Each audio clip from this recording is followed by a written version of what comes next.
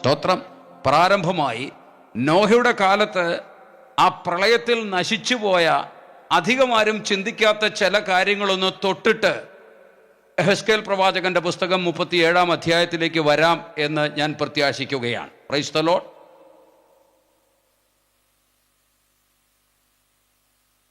നോഹയുടെ കാലം പ്രളയത്തിൻ്റെ കാലം. ആ പ്രളയത്തിൻ്റെ കാലം മനുഷ്യവംശത്തിൻ്റെ 1-ാം സഹസ്രാബ്ദത്തിൻ്റെ ഏറെക്കുറെ ഒടുവിലായി വരുന്ന കാലഘട്ടമാണ്. സ്തോത്രം. 1-ാം സഹസ്രാബ്ദം കഴിഞ്ഞ് അടുത്ത സഹസ്രാബ്ദത്തിലേക്ക് പ്രൈസ് ദി ലോർഡ് കാലൂന്നുന്ന മാനവികതയുടെ പ്രൈസ് ദി ലോർഡ് കാലഘട്ടം ആണത്.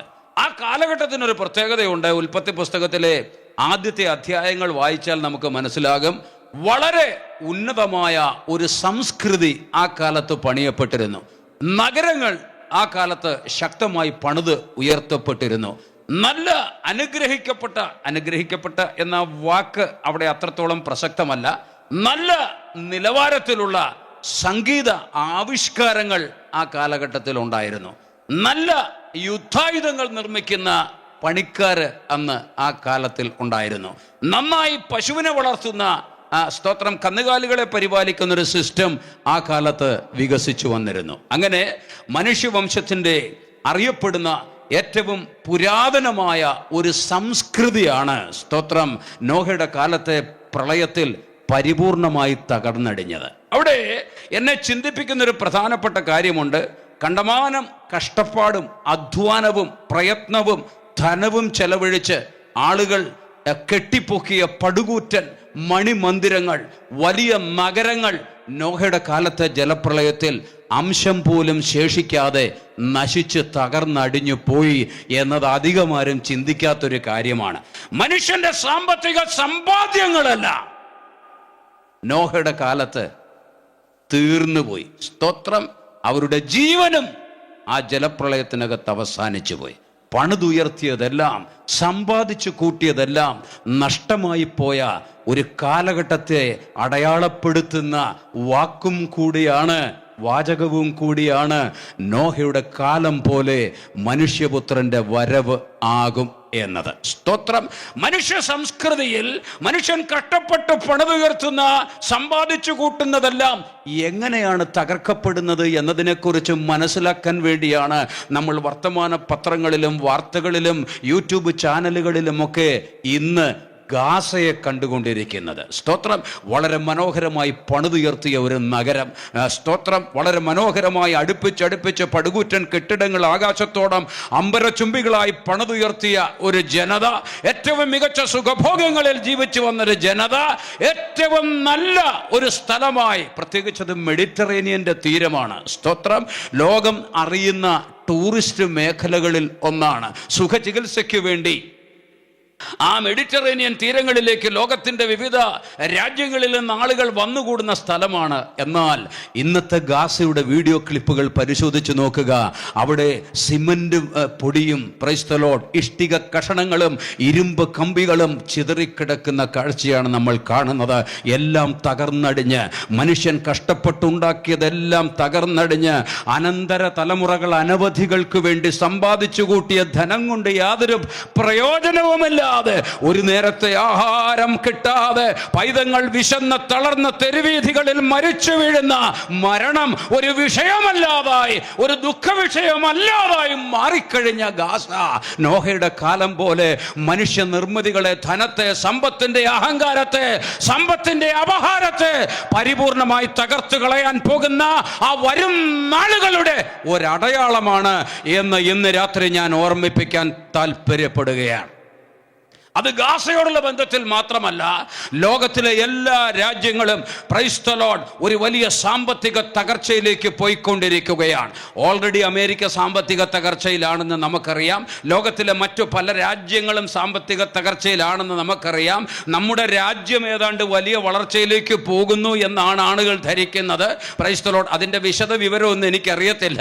എന്നാലും പ്രൈസ് ദി ലോർഡ് സ്തോത്രം, ഒരു കാര്യം എനിക്കറിയാം.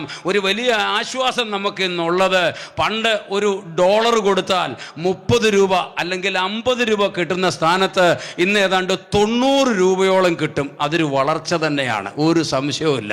$1 കൊടുത്താൽ 90, മനസ്സിലാകുന്നവർക്കത് മനസ്സിലാകും. Price the Lord. $1 കൊടുത്താൽ നമുക്ക് എന്ത് കിട്ടും? 90 രൂപയോളം കിട്ടും. Price the Lord. അതൊരു നല്ല കാര്യമാണ്. തീർന്നില്ല. 65 ലക്ഷം കോടി രൂപയുടെ കടമുണ്ടായിരുന്ന ഈ ഭാരതം, മൻമോഹൻ സിംഗിന്റെ ഗവൺമെന്റ് ഭരിക്കുന്ന കാലത്ത് 65 ലക്ഷം കോടി രൂപ കടമുണ്ടായിരുന്ന ഈ രാഷ്ട്രം ഇന്ന് 205 ലക്ഷം കോടി രൂപ കടത്തിലാണ്. സ്തോത്രം. അത് വർധനവാണ്, ഒന്നിൻ്റെയും കുറവല്ല, എല്ലാം വർദ്ധിക്കുകയാണ്. Price the Lord.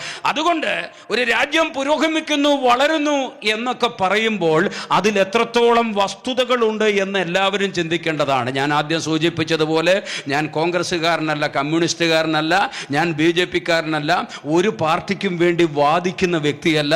എനിക്ക് പണ്ടൊരു പാർട്ടി ഉണ്ടായിരുന്നു, ആ പാർട്ടിയിൽ നിന്നൊക്കെ ഞാൻ മാറി. കാരണം ദൈവത്തിൻ്റെ പൈതൽ ഒരു പാർട്ടിയുടെ ഭാഗത്ത് നിൽക്കാൻ പാടില്ലെന്ന് വിശ്വസിക്കുന്ന ഒരു വ്യക്തിയാണ് ഞാൻ. Price the lord. സ്തോത്രം. വോട്ട് ചെയ്യരുത് എന്ന് ഞാൻ പറയത്തില്ല, വോട്ട് ചെയ്തോളൂ, പക്ഷെ ഇന്ന പാർട്ടി ജയിച്ചേ പറ്റൂ എന്ന് നമ്മൾ വാശി പിടിക്കരുത്.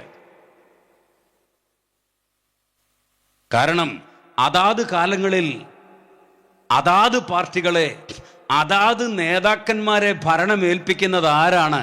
ദൈവമാണ്. എന്തിനാ ദൈവം ഏൽപ്പിക്കുന്നത്? നമ്മുടെ തൽക്കാലത്തെ സുഖസൗകര്യങ്ങൾക്ക് വേണ്ടിയല്ല, നമ്മുടെ തൽക്കാലത്തെ ജീവിതത്തിൻ്റെ സമാധാനപൂർണമായ മുന്നേറ്റത്തിനു വേണ്ടിയല്ല ദൈവം ഭരണാധികാരികളെ ഏൽപ്പിക്കുന്നത്. ദൈവത്തിൻ്റെ ഭാവി പദ്ധതിയിലേക്ക് ഈ ലോകത്തെ കൊണ്ടുപോകാൻ വേണ്ടിയാണ്.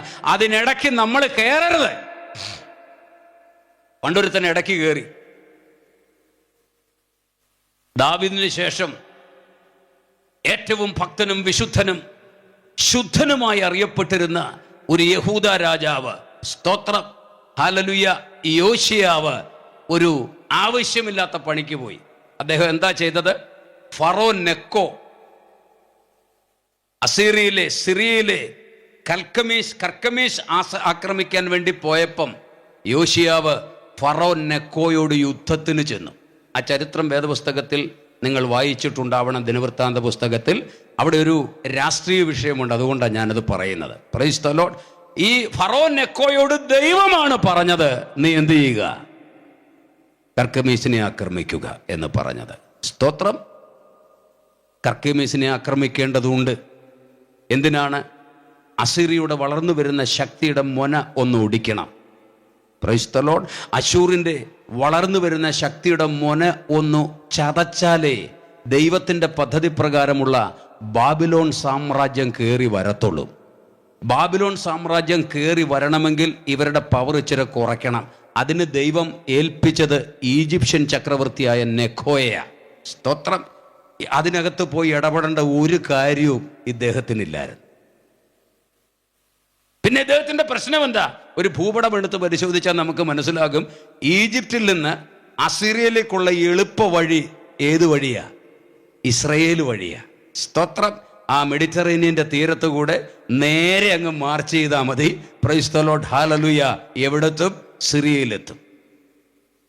എന്നാൽ എന്തിനാണ് അങ്ങനെ ചെയ്യുന്നത് എന്ന് ചോദിച്ചാൽ, ബാബിലോൺ സാമ്രാജ്യം വരണം. അത് കഴിഞ്ഞിട്ട് ബാബിലോൺ സാമ്രാജ്യത്തെ തകർത്ത് കളഞ്ഞിട്ട് സ്തോത്രം മേദ്യ പേർഷ്യ സാമ്രാജ്യം വരണം. അത് കഴിഞ്ഞിട്ട് ആ സാമ്രാജ്യത്തെ തകർത്ത് കളഞ്ഞിട്ട് ഗ്രീക്ക് സാമ്രാജ്യം വരണം. പിന്നെ റോമൻ സാമ്രാജ്യം വരണം. സ്തോത്രം. പിന്നെ പേപ്പസി വരണം. ഇങ്ങനെ പല സാമ്രാജ്യങ്ങൾ പുറകെ വന്നിട്ട് ഏറ്റവും ഒടുവിൽ എതിർക്രിസ്തുവിൻ്റെ സാമ്രാജ്യം വരണം.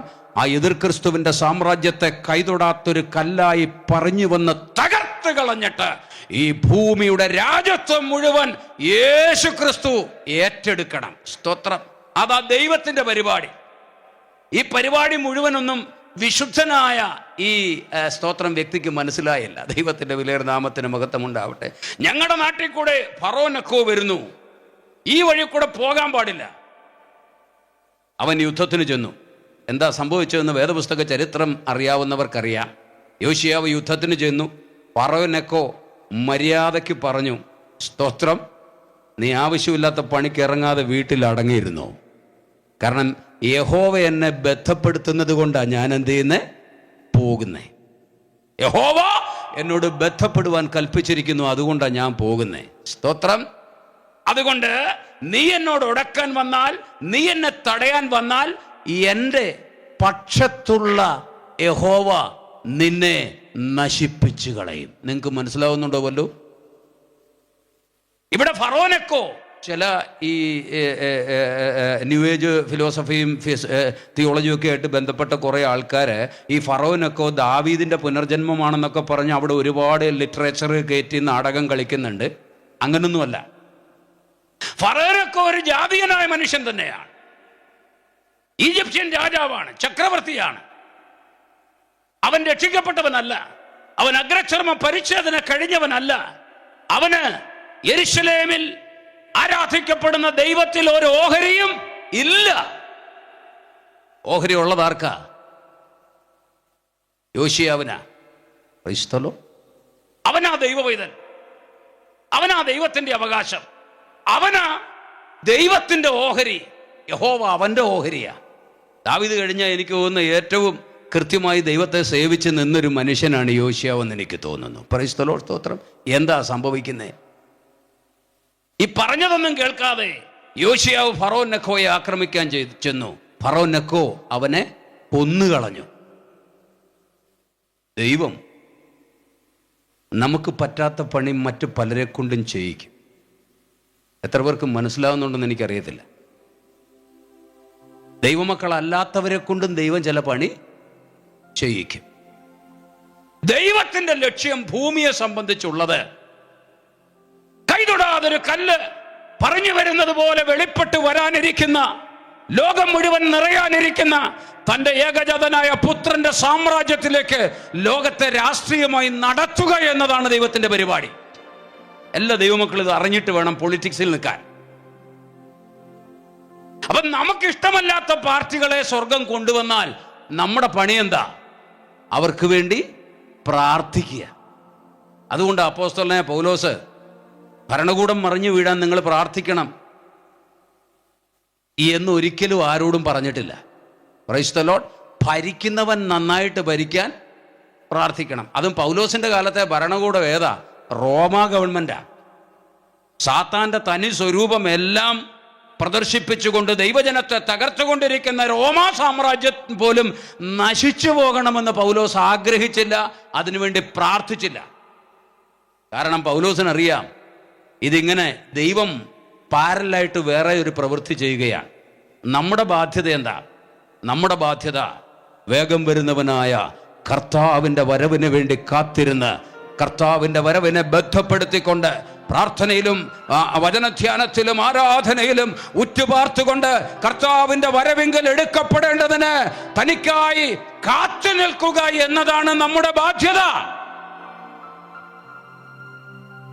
അതിനിടയ്ക്ക് ദൈവം ഇവിടുത്തെ പൊളിറ്റിക്സ് മാനേജ് ചെയ്ത് അതിൻ്റെ രീതിയിൽ കൊണ്ടുപോയിക്കോളും. Praise the Lord.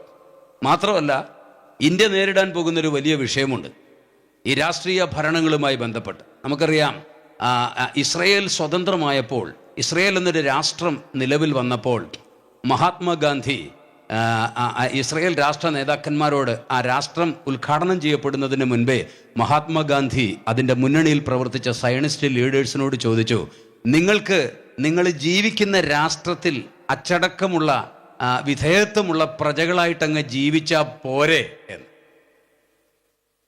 ജർമ്മനിയിലെ ഹിറ്റ്ലർ ഭരിച്ചുകൊണ്ടിരിക്കുന്ന ജർമ്മനിയിൽ, ഫ്രാൻസിൽ സാർ ഭരണകൂടം പ്രവർത്തിച്ചു കൊണ്ടിരിക്കുന്ന റഷ്യയിൽ, അവിടെ നിങ്ങളങ്ങ് ജീവിച്ചാൽ പോരെ എന്ന് ചോദിച്ചു.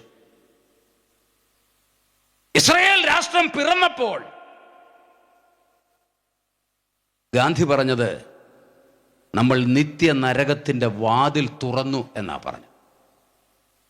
നെഹ്റുവും അതേ അഭിപ്രായക്കാരനായിരുന്നു. ഒരിക്കലും യഹൂദൻ അനുകൂലമല്ലായിരുന്നു. അതിനേക്കാളൊക്കെ എന്നെ പ്രയാസപ്പെടുത്തിയ ഒരു കാര്യമുണ്ട്. 67 യുദ്ധത്തിൽ, ഇസ്രയേലിന് വിരോധമായി നടന്ന യുദ്ധത്തിൽ രാഷ്ട്രങ്ങളെ കോർഡിനേറ്റ് ചെയ്ത് ഇസ്രയേലിനെ തകർത്ത് കളയാൻ, ഒരു ജാതി ആയിരിക്കാതെ വണ്ണം അവരെ ഇല്ലായ്മ ചെയ്യാൻ കയറി വന്ന നാസർ, ഈജിപ്തിൻ്റെ ആ നാസർ തോറ്റു തൊപ്പിയിട്ട് തകർന്നുപോയി. അവസാനം വീട്ടിൽ ചെന്ന് അദ്ദേഹം പറഞ്ഞു, എനിക്ക് ദീർഘമായിട്ടൊന്ന് ഉറങ്ങണം. ആ ഉറക്കത്തിൽ നിന്ന് അദ്ദേഹം പിന്നെ എഴുന്നേറ്റില്ല. നാസർ മരിച്ചപ്പോൾ ഇന്ദിരാഗാന്ധി ഇവിടെ ഭരണത്തിലിരിക്കുകയാണ്. അവർ പറഞ്ഞു, എൻ്റെ സഹോദരൻ മരിച്ചു, ഇന്ത്യയുടെ സഹോദരൻ മരിച്ചു, നമുക്ക് ദുഃഖാചരണം നടത്തണം. ചില ദിവസങ്ങൾ ഈ രാജ്യത്ത് ദുഃഖാചരണം നടത്തുകയുണ്ടായി. Price the Lord. എന്നാൽ നരേന്ദ്രമോദി എന്ന് പറയുന്ന വ്യക്തിയുടെ നേതൃത്വത്തിൽ BJP ഇന്ത്യയിൽ ഭരണത്തിലിരിക്കുമ്പോൾ നമ്മളൊരു കാര്യം അറിയണം, ഇസ്രയേലിന് കട്ട സപ്പോർട്ടുമായിട്ടാണ് ഈ ഭരണകൂടം നിൽക്കുന്നത്. കണ്ടോ, ഇസ്രയേൽ നശിച്ചു പോകണമെന്ന് ഇവിടെ വിചാരിക്കുന്ന രാഷ്ട്രീയ പാർട്ടികൾക്കിടയിൽ ഇസ്രയേൽ അനുഗ്രഹിക്കപ്പെടണം, നിലനിൽക്കണം എന്നാഗ്രഹിക്കുന്ന ഒരു കാര്യം നരേന്ദ്രമോദി ഗവൺമെന്റിന്റെ ഭാഗത്തു നിന്നുള്ളത് കൊണ്ട് അവരെ ദൈവം വെച്ചടി അനുഗ്രഹിച്ചുകൊണ്ടിരിക്കുക. കാരണം ഇസ്രയേലിന് അനുകൂലമായി നിൽക്കുന്നവനെ ദൈവം എന്ത് ചെയ്യും? അനുഗ്രഹിക്കും. അപ്പൊ നമ്മള് പൊളിറ്റിക്സിൽ നിന്ന് മാറി നിൽക്കണം. നമ്മുടെ ജീവിതത്തിന്റെ 4 ദിവസത്തിന്റെ സുഖാനുഭവങ്ങൾക്കും സ്വസ്ഥതയ്ക്കും സമാധാനത്തിനും വേണ്ടി ചുമ്മാ നമ്മൾ ഏതെങ്കിലും പാർട്ടി അനുഭാവത്തിൻ്റെ പേരിൽ നിലപാടുകൾ കൈക്കൊള്ളരുത്. നമ്മൾ വേർപെട്ടവരാണ്, നമ്മൾ വിശുദ്ധന്മാരാണ്, നമ്മൾ കർത്താവിന് വേണ്ടി വേർപെട്ട് നിൽക്കുന്നവരാണ്. ഈ രാഷ്ട്രത്തിൽ ഏത് ഭരണകൂടം വന്നാലും അത് ദൈവം കൊണ്ടുവരുന്നതാണെന്ന് തിരിച്ചറിഞ്ഞുകൊണ്ട് നിൽക്കുക എന്നതാണ് നമ്മുടെ ബാധ്യത. എനിക്കൊരു കാര്യം അറിയാം, ഇന്നത്തെ ആത്മീക ഗോളത്തിൽ ഞാൻ ഈ പറയുന്ന കാര്യം ചെലവാകുകയല്ലെന്ന് എനിക്കറിയാം. സ്തോത്രം. പക്ഷേ നിത്യജീവനിൽ കടക്കാൻ ആഗ്രഹിക്കുന്നവർക്കിടയിൽ ഇത് ചെലവായേ പറ്റൂ. സ്തോത്രം, സ്തോത്രം, സ്തോത്രം. കാരണം നിനക്കിവിടെ ആശ്രയിപ്പാനുള്ളത് ദൈവമാണ്, നിന്നെ ഇവിടെ നിലനിർത്തുന്നത് ദൈവമാണ്, നിന്റെ ജീവിതത്തിന്റെ പരിപാലനം നിർവഹിക്കുന്ന ദൈവമാണ്. നിനക്ക് സമാധാനപൂർണമായ സ്വസ്ഥതയോടുകൂടിയ ആ ഭക്ഷണവും വിശ്രമവും നൽകുന്നത് എൻ്റെ ദൈവമാണ്. അവന്റെ ചിറകിന്റെ മറവിലാണ് നീ പാർക്കുന്നത്. അത്യുന്നതന്റെ മറവിൽ വസിക്കുന്നവൻ സർവശക്തന്റെ നിഴലിൻ കീഴിൽ പാർക്കും. അങ്ങനെ ഇംഗ്ലീഷിൽ എഴുതിയിരിക്കുന്നത്.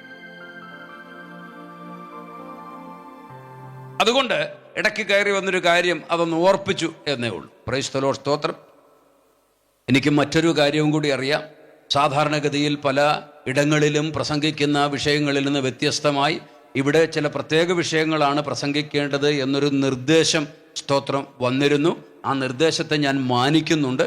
പക്ഷേ ദൈവത്തിൻ്റെ പരിശുദ്ധാത്മാവ് നടത്തുന്ന വഴികളിലൂടെ മാത്രമേ എനിക്ക് സഞ്ചരിക്കാനാവൂ എന്ന് ഞാൻ ഖേദപൂർവം ഓർപ്പിക്കട്ടെ. കാരണം ദൈവമാണ് നാളെ എന്ത് നടക്കാൻ പോകുന്നു എന്നറിയുന്നവൻ. അടുത്ത നിമിഷത്തിൽ എന്ത് സംഭവിക്കാൻ പോകുന്നു എന്നറിയുന്നത് ആരാ? ദൈവം മാത്രമാണ്. അതുകൊണ്ട് ശുശ്രൂഷയെ നടത്തുന്നത് ദൈവമാണ്. അതുകൊണ്ട് തന്നെ ചിലപ്പോൾ ചിലർക്കൊരു സന്തോഷക്കുറവുണ്ടോ എന്നൊരു വിഷമം എനിക്കുണ്ട്. ആ വിഷമം ഉണ്ടെങ്കിലും ആ വിഷമം മനസ്സിൽ വെച്ചുകൊണ്ട് ഞാനങ്ങ് പ്രസംഗിക്കാൻ നിർബന്ധിതനാണ്. Price the Lord. എന്നാൽ പലർക്കും വളരെ സന്തോഷമുണ്ട്. കഴിഞ്ഞ ദിവസങ്ങളിൽ വളരെ സന്തോഷം പ്രദർശിപ്പിച്ച, സൗഹൃദം പ്രദർശിപ്പിച്ച ശ്രേഷ്ഠന്മാരായ ദൈവദാസന്മാരെ ഓർത്ത് ഞാൻ ദൈവത്തെ വാഴ്ത്തുകയും സ്തുതിക്കുകയും സ്തോത്രം ചെയ്യുകയും ചെയ്യുന്നു. ദൈവത്തിൻ്റെ ആത്മാവിൻ്റെ സ്തോത്രം സഞ്ചാര രീതി, പ്രവർത്തന രീതി, ദൈവത്തിൻ്റെ ആത്മാവിൻ്റെ പദ്ധതികൾക്കനുസരിച്ചുള്ള ആത്മീക വചനങ്ങളുടെ വെളിപ്പെടുത്തുകൾ, ആത്മീക വെളിപ്പാടുകളുടെ വർധനവ് ആ തിരിച്ചറിഞ്ഞുകൊണ്ട് അവർ ആത്മാവിൽ എന്നോട് ചേർന്ന് നിൽക്കുകയായിരുന്നു എന്ന് ഞാൻ വിശ്വസിക്കുന്നു. ഇന്ന് രാത്രിയിലും ഇവിടെ ആയിരിക്കുന്ന എല്ലാ അഭിഷിക്തന്മാരും ദൈവജനവും ആത്മാവിൽ ഈ ശുശ്രൂഷയോട് ചേർന്ന് നിന്ന് ദൈവത്തിന് ചെയ്യാനുള്ളത് ചെയ്യേണ്ടതിന്, ദൈവത്തിന് പറയാനുള്ളത് പറയേണ്ടതിന് ഈ ദേശത്ത് ഇടവരുത്തുവാൻ ചേർന്ന് നിൽക്കും മനസ്സുകൊണ്ടെന്ന് വിചാരിച്ചുകൊണ്ട് പ്രൈസ് ദി ലോർഡ്. സ്തോത്രം. തുടർന്നുള്ള ശുശ്രൂഷകളുടെ ഭാഗങ്ങളിലേക്ക് ഞാൻ പോവുകയാണ്. ഞാൻ പറഞ്ഞു, ഇവിടെ ഉണ്ടാക്കിയത് മുഴുവൻ നശിക്കാൻ പോവുകയാണ്. ധനം സമ്പാദിച്ചു കൂട്ടിയത് മുഴുവൻ ഇല്ലായ്മയാകാൻ വേണ്ടി പോവുകയാണ്. പണ്ട് എൻ്റെ ശുശ്രൂഷയുടെ പ്രാരംഭകാലത്ത് ഞാൻ നിലമ്പൂരിലൊരു വീട്ടിൽ ഒരു ശുശ്രൂഷയ്ക്ക് വേണ്ടി പോയി. ഒരു വലിയ വീടാണ്. ഉച്ചഭക്ഷണം കഴിഞ്ഞ് അങ്ങനെ ഇരിക്കുന്ന സമയത്ത് ആ വീട്ടിലെ ഗൃഹനാഥ, അവർ കുവൈറ്റിൽ നഴ്സായിട്ട് ജോലി ചെയ്യായിരുന്നു. സദ്ദാം ഹുസൈൻ കുവൈറ്റിലേക്ക് ഇടിച്ചു കയറിയപ്പം കിട്ടിയതെല്ലാം എടുത്തുകൊണ്ട് അവിടുന്ന് അവർ ഓടി രക്ഷപ്പെട്ടതാണ്. അങ്ങനെ എത്തിയതാണ്. അവർ ഇങ്ങനെ, ഞാൻ ഉച്ചഭക്ഷണം കഴിഞ്ഞ് ഇങ്ങനെ ഇരിക്കുമ്പം എൻ്റെ മുൻപിലേക്ക് കുറേ നോട്ടുകൾ വാരിക്കൊണ്ട് വെച്ചു. Price the Lord. എന്നിട്ട് അവർ പറഞ്ഞു, ഈ നോട്ടുകൾക്ക്, ഇന്ത്യൻ നോട്ടുകളെ 100 ഇരട്ടി വിലയുള്ള നോട്ടുകളാണ് ഈ കാണുന്ന നോട്ടുകൾ. പക്ഷെ ഇപ്പോൾ ഇത് എന്തിനെ കൊള്ളാവൂ? അടുപ്പി തീ പിടിപ്പിക്കാനേ കൊള്ളാവൂ. സ്തോത്രം. ഒരു രാജ്യത്ത് സംഭവിച്ചതാണ്. സ്തോത്രം. ഇതുപോലെ വലിയ സാമ്പത്തിക തകർച്ചകൾ, തിരിച്ചടികൾ, സാമ്പത്തിക അട്ടിമറികൾ പല കാലത്തും ലോകത്ത് ഒറ്റപ്പെട്ട രാഷ്ട്രങ്ങളിൽ സംഭവിച്ചിട്ടുണ്ടെങ്കിൽ ഇനി വരാൻ പോകുന്നത്, സ്തോത്രം, ഈ കണ്ടതിനേക്കാൾ വലിയൊരു സാമ്പത്തിക അട്ടിമറിയാണ് വരാൻ വേണ്ടി പോകുന്നത്. പല ധനവാന്മാരും ദരിദ്രരാകാൻ വേണ്ടി പോവുകയാണ്. പലരുടെയും സമ്പാദ്യങ്ങൾ തകർന്നടിഞ്ഞു പോകാൻ വേണ്ടി പോവുകയാണ്. പലർക്കും ഉള്ളതെല്ലാം നശിക്കാൻ വേണ്ടി പോവുകയാണ്. അപ്പോൾ സാമ്പത്തിക രംഗത്ത് ദൈവവുമായിട്ടുള്ള ബന്ധത്തിൽ ചില നിലപാടുകളിലേക്ക് വരുവാൻ ദൈവത്തെ അനുസരിക്കുന്നവർ തയ്യാറായാൽ നന്നായിരിക്കും. ദൈവത്തിൻ്റെ വചനത്തിൽ ഏറ്റവും വലിയ സബ്ജക്റ്റ് ഏതാണ് എന്ന് ചോദിച്ചാൽ കൃത്യമായി പറയാൻ എനിക്കറിയത്തില്ലെങ്കിലും വലിയ സബ്ജക്റ്റുകളിൽ ഒന്നാണ് ദൈവവചനത്തിലെ സാമ്പത്തിക ശാസ്ത്രം. സ്തോത്രം. 5020ഓളം വാക്യങ്ങൾ സാമ്പത്തിക ശാസ്ത്രം എന്ന വിഷയത്തിന് വേണ്ടി നിൽക്കുന്നുണ്ട്. പല നിലകളിൽ സമ്പത്തിനെക്കുറിച്ച് പ്രതിപാദിക്കുന്ന 5020ഓളം വാക്യങ്ങൾ. സ്തോത്രം.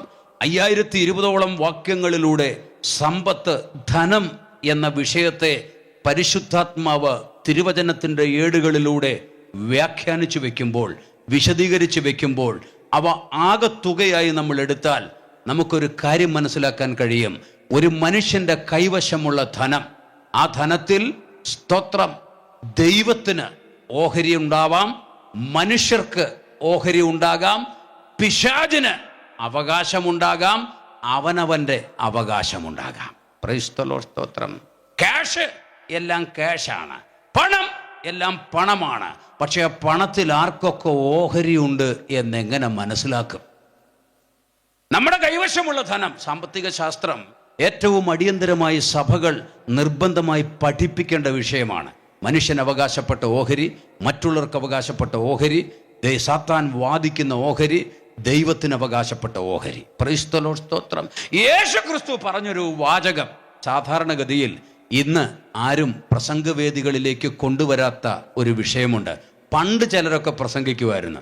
പ്രസംഗിച്ചവരുടെയൊക്കെ അവസ്ഥകൾക്കും സ്ഥിതികൾക്കുമൊക്കെ ഭേദം വന്നപ്പം അവരത്തരം വിഷയങ്ങളൊക്കെ മാറ്റിവെച്ച് അവരുടെ പ്രകൃതിക്കും പ്രവൃത്തിക്കും നിലപാടിനും യോജിക്കുന്ന വിധത്തിലുള്ള വിഷയങ്ങൾ മാത്രം പ്രസംഗിക്കാൻ വേണ്ടി തയ്യാറായി.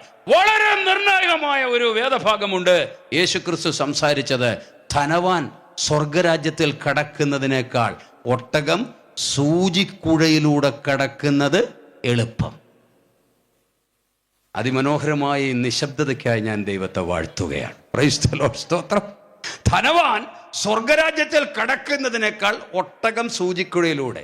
അതങ്ങോട്ട് വ്യാഖ്യാനിച്ച് ഒരുപാട് വ്യാഖ്യാനങ്ങളായി. ഒട്ടകം ഒരിക്കലും സൂചിക്കുഴയിൽ കൂടെ കടക്കും. ഒട്ടകത്തിൻ്റെ രോമം പോലും സൂചിക്കുഴയിൽ കൂടെ കടക്കൂല.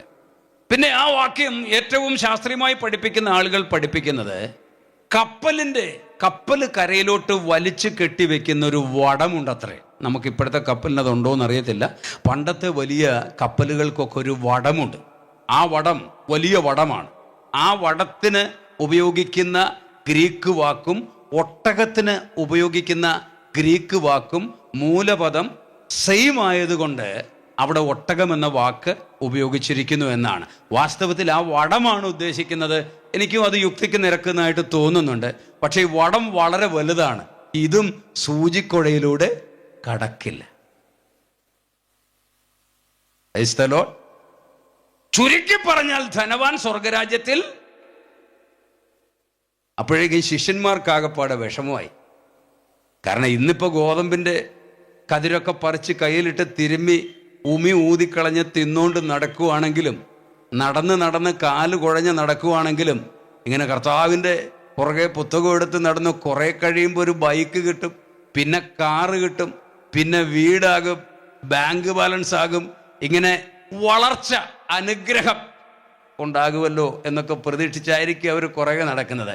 പക്ഷെ കർത്താവ് ഈ ഒരു പ്രയോഗം പ്രയോഗിച്ചപ്പം അവരെന്താ ചോദിച്ചേ? നമ്മൾ ചോദിക്കുന്ന പോലെ തന്നെ, ഇങ്ങനെയാണെ ആർക്ക് രക്ഷിക്കപ്പെടാൻ പറ്റും. ഇങ്ങനെയാണെങ്കിൽ ആർക്ക് രക്ഷപ്പെടാൻ പറ്റും? അപ്പൊ കർത്താവ് പതിഞ്ഞ ശബ്ദത്തിൽ ഒരു പ്രസ്താവന പ്രസ്താവിച്ചു. മനുഷ്യർക്ക് അസാധ്യം, പക്ഷെ ദൈവത്തിന് സാധ്യം. ആ വാക്ക് പലരും ദുർവ്യാഖ്യാനം ചെയ്താണ് പോകുന്നത്. ദൈവത്തിന് സാധ്യം, അപ്പൊ കാശുള്ളവനെയൊക്കെ സ്വർഗത്തിൽ കൊണ്ടുപോകാൻ ദൈവത്തിന് പറ്റും. അപ്പൊ പൈസ ഉള്ളവരൊക്കെ ദൈവത്തോട് പ്രാർത്ഥിച്ചാൽ മതി, കർത്താവേ എന്നെ കളയാതെ അങ്ങ് കൊണ്ടുപോകണേ, എന്നെ തള്ളിക്കളയാതെ കൊണ്ടുപോകണേ എന്ന് പ്രാർത്ഥിച്ചാൽ മതി എന്ന ആളുകളുടെ വിചാരം. പക്ഷേ നമ്മളൊരു കാര്യം അറിയണം, ദൈവവചനത്തിൽ കർത്താവ് പറഞ്ഞു വെച്ച കാര്യങ്ങൾക്കൊക്കെ വേറെ ചില ഉദാഹരണങ്ങളും കൂടെ എടുക്കേണ്ടതായിട്ടുണ്ട്. അതിൻ്റെ തൊട്ടടുത്ത അധ്യായത്തിൽ സമ്പത്തുള്ളവൻ സ്വർഗരാജ്യത്തിൽ കടക്കുന്നത് എങ്ങനെയാണ്? ലൂക്കോസിന്റെ സുവിശേഷം 18-ാം അധ്യായത്തിലാണ് കർത്താവ് അത് പറഞ്ഞത്. മനുഷ്യർക്ക് അസാധ്യം, പക്ഷേ ദൈവത്തിന് സാധ്യം. എന്നാൽ അതിന്റെ തൊട്ടടുത്ത അധ്യായത്തിൽ ലൂക്കോസിന്റെ സുവിശേഷം 19-ാം അധ്യായത്തിൽ എങ്ങനെയാണിത് ദൈവം സാധ്യമാക്കുന്നത് എന്ന് കർത്താവ് വിശദീകരിച്ചിട്ടുണ്ട്. ഒരനുഭവം ഉണ്ടായി, അത് നിങ്ങൾക്കറിയാം. ലൂക്കോസിന്റെ സുവിശേഷം 19-ാം അധ്യായത്തിൽ നമ്മൾ കാണുന്ന വിഷയം എന്ന് പറയുന്നത് സക്കായിയുടെ വിഷയമാണ്. ഇപ്പോൾ ആരും സക്കായിയെക്കുറിച്ച് അങ്ങനെ പ്രസംഗിക്കാറില്ല. പണ്ട് കത്തോലിക്കരുടെയൊക്കെ പ്രസംഗങ്ങളിൽ സക്കായി ആയിരുന്നു മുഖ്യ കഥാപാത്രം. ഇപ്പോൾ ഒരു സക്കായിയൊക്കെ വിട്ട് വിഷയങ്ങളായി. പണ്ടത്തെ ഞാൻ ഈ വയനാട്ടിൽ ജനിച്ചത് റാന്നിക്കടുത്താണെങ്കിലും വടശ്ശേരിക്കരയാണെങ്കിലും വളർന്നത് വയനാട്ടിലാണ്. Price the Lord. ഞാൻ കേട്ടിട്ടുള്ള ചെറുപ്പത്തിലെ പ്രസംഗങ്ങളിൽ മിക്കവാറുമൊക്കെ സക്കായിയാണ് പ്രസംഗ വിഷയം. ഇപ്പൊ സക്കായി പ്രസംഗ വിഷയം ആകാറില്ല. അപ്പൊ സക്കായി യേശുവിനെ കാണാൻ വേണ്ടി ആഗ്രഹിച്ചു. അത്തിമരത്തിന്റെ മേൽ കയറി. അവൻ പൊക്കം കുറവുള്ളവനായിരുന്നു. ആ പൊക്കം കുറവ് എന്ന് പറയുന്ന വിഷയത്തിന്റെ നടുവിൽ അരമണിക്കൂർ വ്യാഖ്യാനമുണ്ട്. അവൻ ഓടി കാട്ടത്തിവൃക്ഷത്തിന്റെ മുകളിലേക്ക് കയറി. യേശു അതുവഴി വരികയായിരുന്നു. യേശു മുകളിലേക്ക് നോക്കി, സക്കായേ ഇറങ്ങി വാ. ഒരു കാര്യം എനിക്കറിയാം, ഇത് വളരെ വിഷമം ഉണ്ടാക്കുന്ന ഒരു കാര്യമാണെന്ന് എനിക്കറിയാം. ദൈവവചനം നമ്മളെ കറയും ചുളുക്കവും വാട്ടവും മാലിന്യവും ഇല്ലാത്ത മണവാട്ടിയായി ഒരുക്കുന്നതിന് വേണ്ടി ഈ ശുശ്രൂഷ എന്നാ പറയാത്, അല്ലേ? അങ്ങനല്ലേ?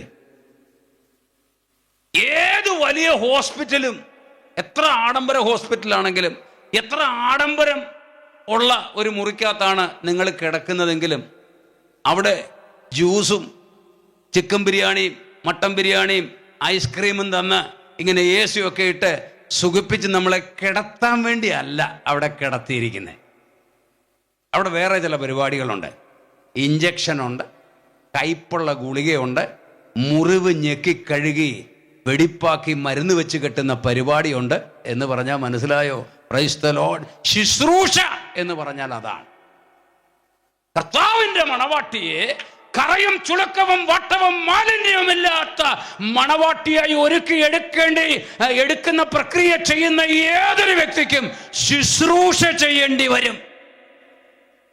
എൻ്റെ ജനത്തിൻ്റെ പുത്രിയുടെ മുറിവിന് നിങ്ങൾ ലഘുവായി ചികിത്സിക്കുന്നു എന്ന് പറഞ്ഞാൽ പഴയ നിയമത്തിൽ പറഞ്ഞിരിക്കുക. അത് പുതിയ നിയമത്തിലേക്ക് വരുമ്പോഴും അങ്ങനെ തന്നെയാണ്. നല്ല പഴുത്തു വിങ്ങുന്ന മുറിവ്, അതുകൊണ്ട് ഹോസ്പിറ്റലിലോട്ട് ചെല്ലുക. ആ വേദനയൊന്നും, ഭയങ്കര വേദന, അതൊന്ന് മാറാൻ വേണ്ടി ഒരു ഗുളിക അങ്ങോട്ട് തരും. ആ ഗുളിക കഴിച്ച് കഴിയുമ്പം ഒരു വേദന അങ്ങ് കുറയും.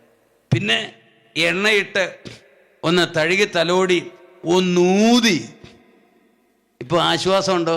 ആശ്വാസമുണ്ട്. പിന്നെ ഊതി. ആശ്വാസമുണ്ടോ? ആശ്വാസമുണ്ട്. പരസ്യത്തിൽ കേട്ടില്ലേ? ഇപ്പൊ നല്ല ആശ്വാസം.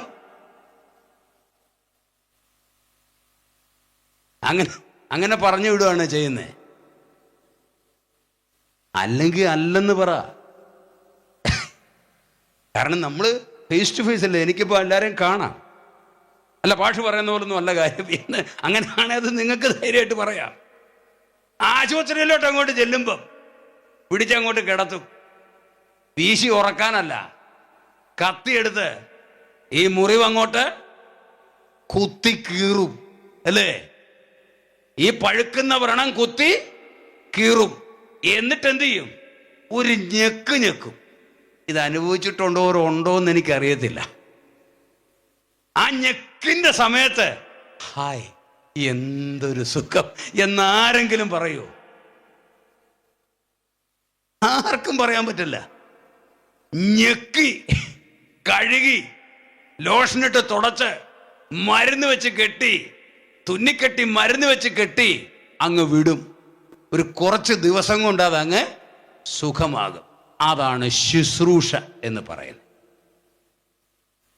പരിശുദ്ധാത്മാവ് കറയും ചുളക്കവും വട്ടവും മാലിന്യവുമില്ലാത്ത മണവാട്ടിയായി യേശുക്രിസ്തുവിന്റെ മണവാട്ടിയെ ഒരുക്കുന്നിടത്തും നടക്കുന്നത് ഇതേ കാര്യമാ. അത് വേദന നിറഞ്ഞ, അസ്വസ്ഥത നിറഞ്ഞ.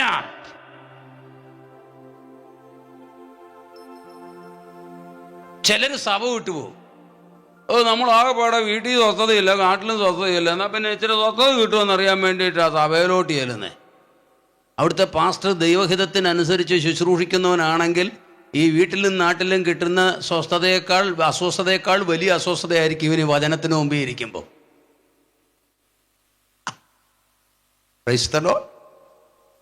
അതിനേക്കാളും നല്ലത് വല്ല ബാറിലും പോയി ഇരിക്കുന്നതാണെന്ന് അവന് തോന്നുന്നു.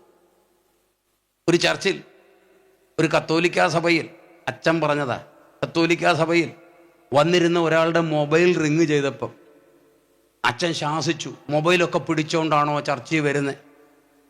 പരസ്യമായിട്ട് ശാസിച്ചപ്പോൾ അദ്ദേഹം എന്ത് ചെയ്തു? പുറത്തുപോയി ഒരു ബാറിൽ കയറിയിരുന്നു. ആ ബാറിൽ സപ്ലൈ ചെയ്യുന്ന പെൺകുട്ടി വന്ന് ചോദിച്ചു, എന്താ സാർ വേണ്ടത്? അച്ഛൻ്റെ പ്രസംഗം പോലല്ല, സാറിന് വേണ്ടത് കൊടുക്കാനാ വന്നിരിക്കുന്നത്. അപ്പോൾ ആള് പറഞ്ഞു, എന്താ ഉള്ളത്? ബിയറുണ്ട്, എടുക്കട്ടെ. തണുത്ത ബിയർ? തണുത്ത ബിയർ എടുക്ക്.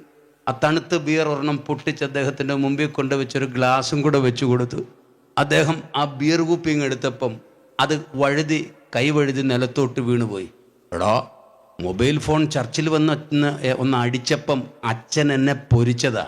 ഈ കള്ളുകുടിയന്മാരിരിക്കുന്ന ബാറിൽ അവരുടെ ഈ ബിയർ കുപ്പി നിലത്തിട്ട് പൊട്ടിച്ചതിൻ്റെ പേരിൽ എനിക്ക് എന്ത് വിഷമായിരിക്കും, എന്ത് പണിയാ കിട്ടാൻ പോകുന്നതെന്ന് പേടിച്ചിരിക്കുമ്പം ഈ പെൺകുട്ടി ഓടി വന്നു. സാരമില്ല സാർ, ഒരു ടെൻഷനും വിചാരിക്കണ്ട, അടുത്ത ബിയർ കുപ്പി തരാം.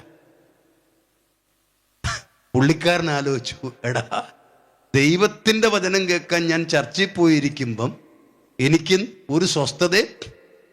ബാറിൽ വന്നിരുന്നപ്പോഴോ നല്ല സ്വസ്ഥതയാണ്. ഒരു കുപ്പി പൊട്ടിയിട്ട് അവർക്കത് പ്രശ്നമല്ല. അടുത്ത കുപ്പി അവർ കൊണ്ട് കൊടുക്കുകയാണ്, അത് പൊട്ടിച്ച് ഒഴിച്ചു കൊടുക്കുകയാണ്. ഇനി എന്താ വേണ്ടത്? ബീഫ് വേണോ, ചിക്കൻ വേണോ, എന്തും. ഇപ്പോൾ പള്ളിയിൽ പോകുന്നതിനേക്കാളും നല്ലത് ബാറിൽ പോകുന്നതാണ് എന്നൊരു തീരുമാനത്തിലേക്ക് അദ്ദേഹം വന്നത്രേ. കത്തോലിക്ക അല്ല, പെന്തക്കോസ്. ദൈവത്തിന്റെ വിലയേറിയ നാമത്തിന് മഹത്വം ഉണ്ടാവട്ടെ. പെന്തക്കോസ്ത് എന്ന് പറയുന്നത് പാപത്തിന്റെ അഴുക്കുചാലുകളിൽ നിന്ന് ദൈവപുത്രനായ യേശുക്രിസ്തുവിന്റെ രക്തത്താൽ വീണ്ടെടുക്കപ്പെട്ട ദൈവത്തിന്റെ ജനം കർത്താവിന്റെ വരവിന് വേണ്ടി ആത്മാവിൽ ഒരുങ്ങുന്ന ഇടമായിരിക്കണം. അതാണ് പെന്തക്കോസ്ത്. അതിനകത്ത് ഒഴുകി കയറിക്കൂടിയ മോഡേൺ പെന്തക്കോസ്റ്റലിസത്തിന്റെ അടിയൊഴുക്കുകൾ ശക്തമായി തിരിച്ചറിഞ്ഞ് അതിനെ കൊഞ്ചിന്റെ വിഷനൂല് വലിച്ചു കളയുന്നത് പോലെ വലിച്ചു കളയാനുള്ള പരിജ്ഞാനം കൂടെ ദൈവസഭകൾ പ്രാപിച്ചാൽ, അതിപ്പോൾ കൺവെൻഷൻ വേദികളിൽ വിശദീകരിക്കാനാവില്ല.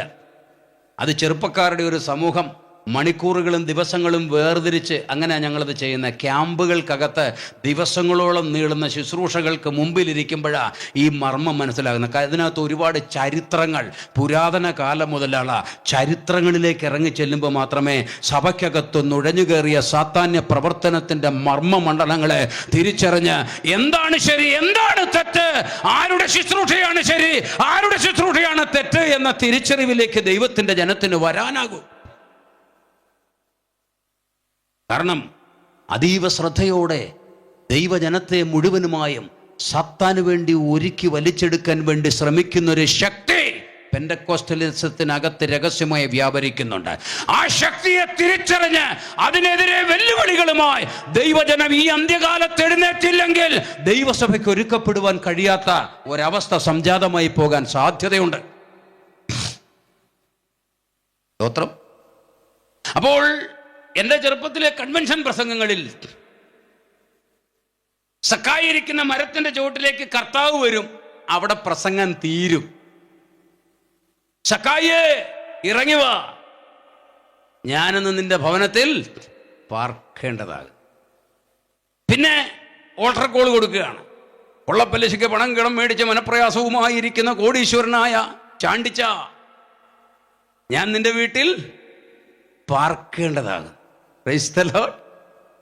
നാട്ടുകാരുടെ സ്വർണം മുഴുവൻ പണയത്തിന് പിടിച്ച് വിറ്റ് അവസാനം പാപ്പർ ഫയൽ ചെയ്ത് കാശ് മുഴുവനും കൂടെ സ്വന്തം അക്കൗണ്ടിൽ നിന്ന് മാറ്റി വേണ്ടപ്പെട്ടവരുടെ അക്കൗണ്ടിലിട്ട് മനപ്രയാസത്തിൽ ഇരിക്കുന്ന കീവറീച്ച, വാ ഞാനിന്ന് നിന്റെ വീട്ടിൽ. കാരണം ഈ സക്കായി ചുങ്കക്കാരനാണ്. 10 രൂപ പിരിക്കേണ്ട അടുത്ത് 40 രൂപ കത്തി കാണിച്ച് പിരിക്കുന്ന സൈസിലുള്ള കൊട്ടേഷൻ ടീം അവൻ്റെ കൂടെ ഉള്ളത്. അപ്പൊ ഇവന്റെ കൈവശം 100 രൂപ ഉണ്ടെങ്കിൽ അതിൽ 90 രൂപയും തെറ്റായ ധനമാ. സാമ്പത്തിക ശാസ്ത്രം. പൈസയുണ്ട്, പക്ഷേ അത് തെറ്റായ ധനമാ. അപ്പൊ ഇങ്ങനെ പ്രസംഗിക്കുമ്പം, ഞാൻ ചെറുപ്പത്തിൽ കേട്ട പ്രസംഗങ്ങളുടെ കാര്യം ഞാനീ പറയുന്നത്. നീ ഇറങ്ങി വാ, ഇറങ്ങി വാ. ആരിന്ന് പകൽക്കാലം ഇറങ്ങി വരും? ഈ രാത്രികാലം ആരിറങ്ങി വരും? നിന്റെ അത്തിയുടെ ചുവട്ടിൽ കർത്താവ് നിൽക്കുകയാണ്. ഇത് അത്തിയുടെ ചുവടാണ്, കർത്താവ് നിൽക്കുകയാണ്. ആരിറങ്ങി വരും?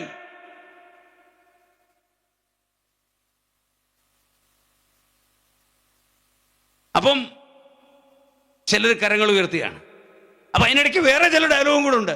നിന്റെ കാശ് ദൈവത്തിന് വേണ്ട, നിന്റെ പണം ദൈവത്തിന് വേണ്ട, ഇതൊന്നും ദൈവത്തിന്, നിന്റെ ഹൃദയം മാത്രം. അതിനകത്തൊരു തട്ടുകേടുണ്ട്. കാരണം ഈ ഹൃദയത്തിൽ കർത്താവ് കയറി കൂടിയ വലിയ പ്രശ്നമാണ്. ഹൃദയം കർത്താവ് ഇരുന്നുകൊണ്ട് ഭരിക്കാൻ തുടങ്ങിയ അതിനേക്കാളും പ്രശ്നമാണ്. മാത്രമല്ല, രക്ഷിക്കപ്പെട്ടവന്റെ സ്റ്റാറ്റസ് എന്താണെന്നറിയാമോ? കൊരിന്ത്യർക്ക് എഴുതിയ 1-ാം ലേഖനം 6-ാം അധ്യായത്തിന്റെ 19-20 വാക്യങ്ങളിലാണ് രക്ഷിക്കപ്പെട്ടവന്റെ സ്റ്റാറ്റസ്. നിങ്ങൾ ഇനി താന്താങ്ങൾക്കുള്ളവർ അല്ല. ശ്രദ്ധിച്ചോ? ശരീരങ്ങളെ അവൻ വിലക്ക്. ശരീരം കർത്താവ് എടുത്തോട്ടെ. അതിന്റെ മർമ്മം അറിയാവോ? ശരീരം കർത്താവ് വിലക്ക് മേടിച്ചതാണെങ്കിൽ അതിൻ്റെ കൂടെ നിനക്കുള്ള സകലതും കർത്താവ് എന്ത് ചെയ്തിരിക്കുക? പറഞ്ഞോളൂ. വിഷമാണെന്ന് എനിക്കറിയാം. നമ്മളൊന്ന് പറയുകയും കൂടെ ചെയ്യുമ്പോൾ ഇച്ചിരി ആശ്വാസം ഉണ്ടാവും. നമ്മുടെ വാദം ഒന്ന് പറയുകയും കൂടെ ചെയ്യുമ്പോൾ ഇച്ചിരി ആശ്വാസം ഉണ്ടാവും. കർത്താവ് കംപ്ലീറ്റ് മേടിച്ചേക്കുക. നിന്റെ ശരീരം ഏതൊരു മനുഷ്യനും ഏത് ഭിക്ഷാടകനും സ്വന്തം ശരീരമാ.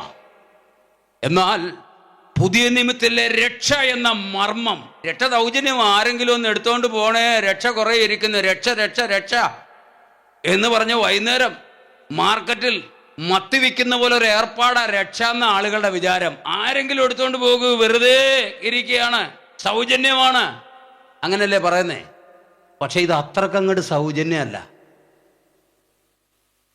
നമ്മൾ യേശുവിനെ സ്വീകരിച്ച് നമ്മുടെ നിത്യജീവൻ ഉറപ്പാക്കുന്ന നിമിഷത്തിൽ നമുക്കുള്ളതെല്ലാം അവന് കൊടുത്തിട്ടാണ് അത് ചെയ്യുന്നത്.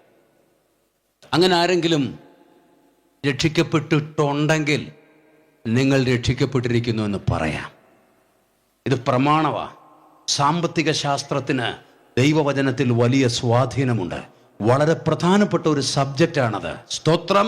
ഒരു വിശ്വാസി നിർബന്ധമായും പാലിച്ചിരിക്കേണ്ട സാമ്പത്തിക നിയമങ്ങളുണ്ട്. ഒരു വിശ്വാസിയുടെ കൈവശമുള്ള ധനത്തിൽ ദൈവത്തിന് അവകാശമുണ്ട്, മറ്റു പലർക്കും അവകാശമുണ്ട്.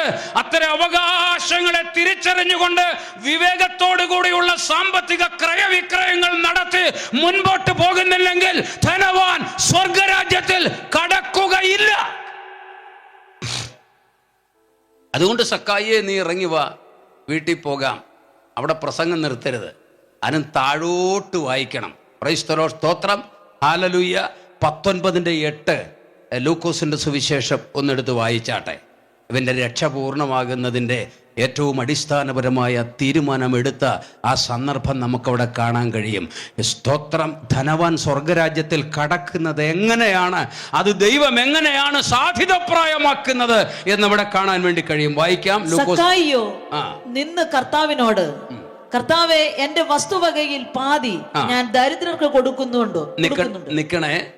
നമുക്കത് തുടരണം. വീട്ടിൽ കർത്താവിനെയും കൊണ്ട് വന്നു. ഇരുന്ന് വർത്താനം പറയുന്നതിന് മുമ്പേ നിന്നോണ്ട് ആദ്യം ഒരു ഉടമ്പടി ചെയ്തു. എന്താ ചെയ്തേ? എന്റെ വസ്തുവകയിൽ പാതി ഞാൻ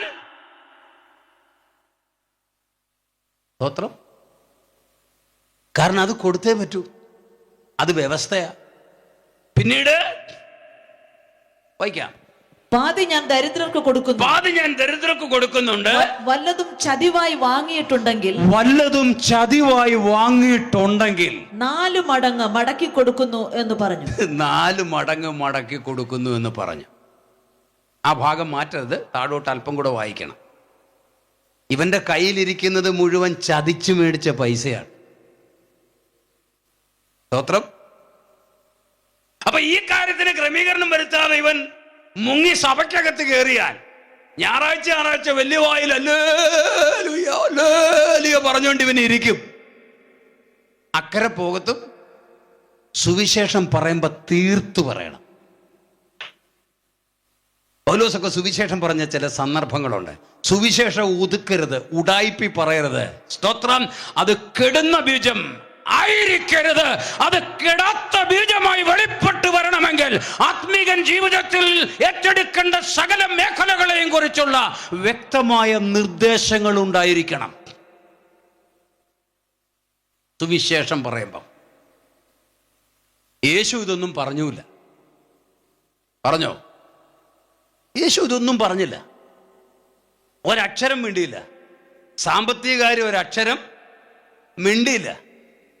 പക്ഷെ യേശു വീട്ടിൽ വന്ന് നിന്നപ്പം സക്കായി തീരുമാനമെടുക്കാൻ കാരണം എന്താ? യേശുവിന് വഴിയൊരുക്കാൻ ഒരു യോഹന്നാൻ വന്നപ്പം യോഹന്നാൻ സാമ്പത്തിക ക്രമീകരണങ്ങളെക്കുറിച്ച് വളരെ കൃത്യമായി സംസാരിച്ചിരുന്നു. കൈക്കൂലി വാങ്ങരുത്, ചതിവായി വാങ്ങരുത്, കിട്ടുന്ന കൂലി മതിയെന്ന് വെപ്പിൻ എന്നിങ്ങനെ വായിച്ചു പഠിച്ചാൽ മനസ്സിലാകും. സമയക്കുറവ് കൊണ്ട് ഞാൻ അങ്ങ് പോവുക. അപ്പൊ യോഹന്നാൻ പ്രസംഗിച്ച മാനസാന്തരത്തിലെ വളരെ പ്രധാനപ്പെട്ട ഒരു ഘടകം സാമ്പത്തിക ക്രമീകരണമായിരുന്നു. അപ്പൊ യോഹന്നാൻ പ്രസംഗിച്ച പ്രസംഗങ്ങള് കേട്ടിട്ടുള്ള സക്കായിക്ക് ഉള്ളി കിടപ്പുണ്ട്.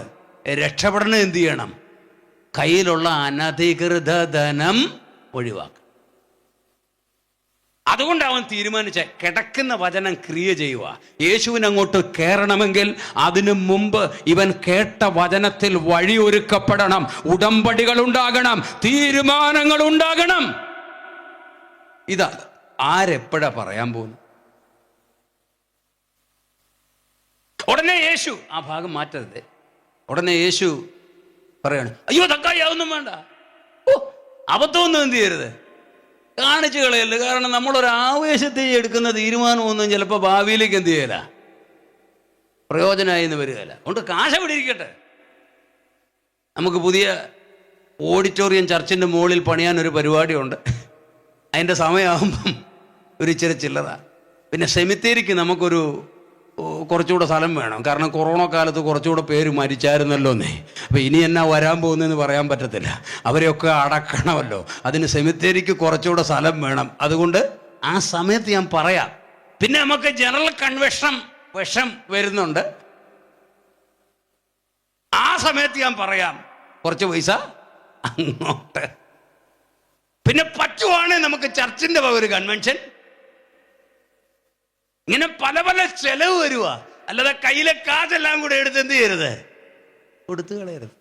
അപ്പൊ യൂദ നീങ്ങി നിന്ന് സപ്പോർട്ട് ചെയ്യും. നമ്മുടെ യൂദ പണസഞ്ചി അവന്റെ കയ്യിലായിരുന്നു. അവൻ കള്ളനായിരുന്നു. അവൻ ഇടയ്ക്കിടെ അതിൽ നിന്ന് എടുത്തു വന്നിരുന്നു എന്നാ യൂദ പറയും. ശരിയാ തക്കായി, അതതിൻ്റെ ഒരു രീതി. അല്ലാതെ നമ്മൾ ആവേശമൊന്നും കാണിക്കരുത്. ഇങ്ങനാണോ കർത്താവ് പറഞ്ഞേ? വായിച്ചേ താഴോട്ട്. യേശു അവനോട്, ഇവനും അബ്രഹാമിന്റെ മകനാകയാൽ ഇന്ന് ഈ വീട്ടിന് രക്ഷ വന്നിരിക്കുന്നു. എപ്പോഴാ? സാമ്പത്തിക ക്രമീകരണം നടത്തിയപ്പോ. വിഷമമൊന്നും തോന്നിയിട്ട് കാര്യമില്ല. എനിക്ക് വിഷമില്ല. കാരണം ഇത് എൻ്റെ കയ്യിൽ ഏൽപ്പിച്ചു, ഞാൻ പറഞ്ഞു, ഞാൻ ഫ്രീയായി. കാരണം എനിക്ക് നിങ്ങളുടെ ഭൂമിയിലെ സന്തോഷമല്ല വലിയ കാര്യം.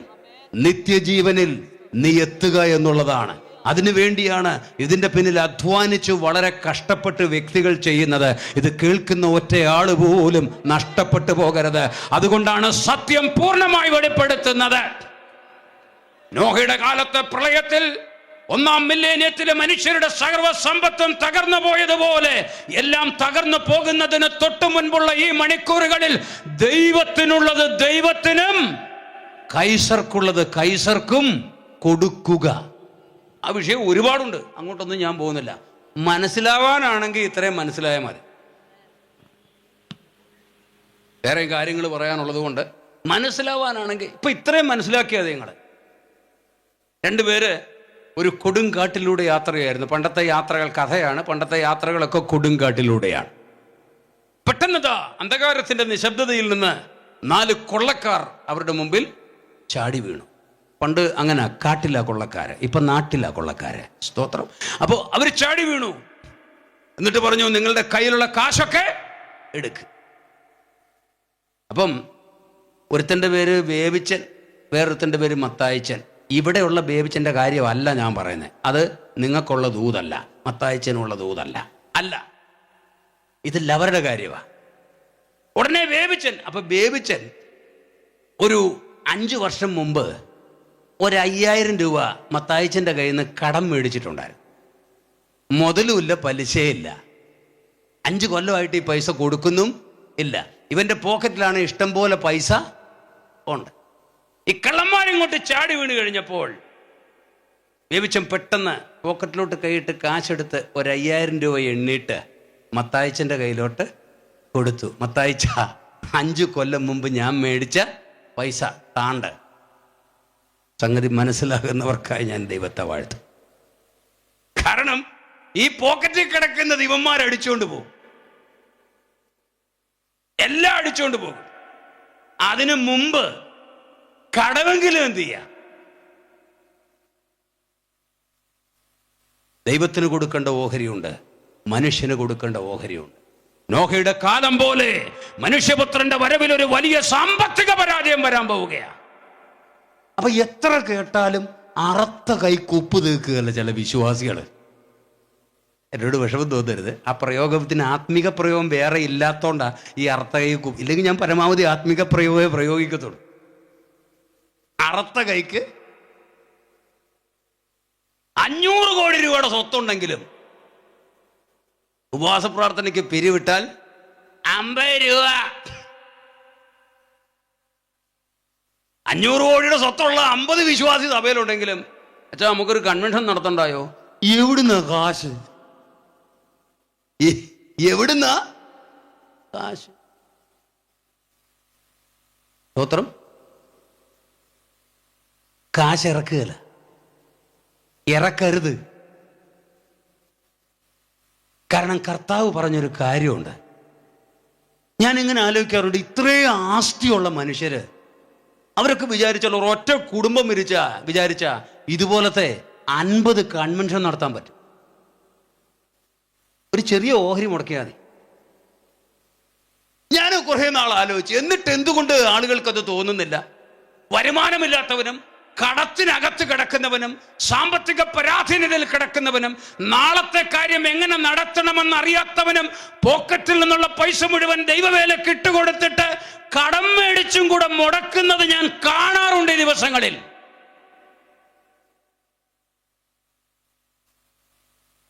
Price the Lord.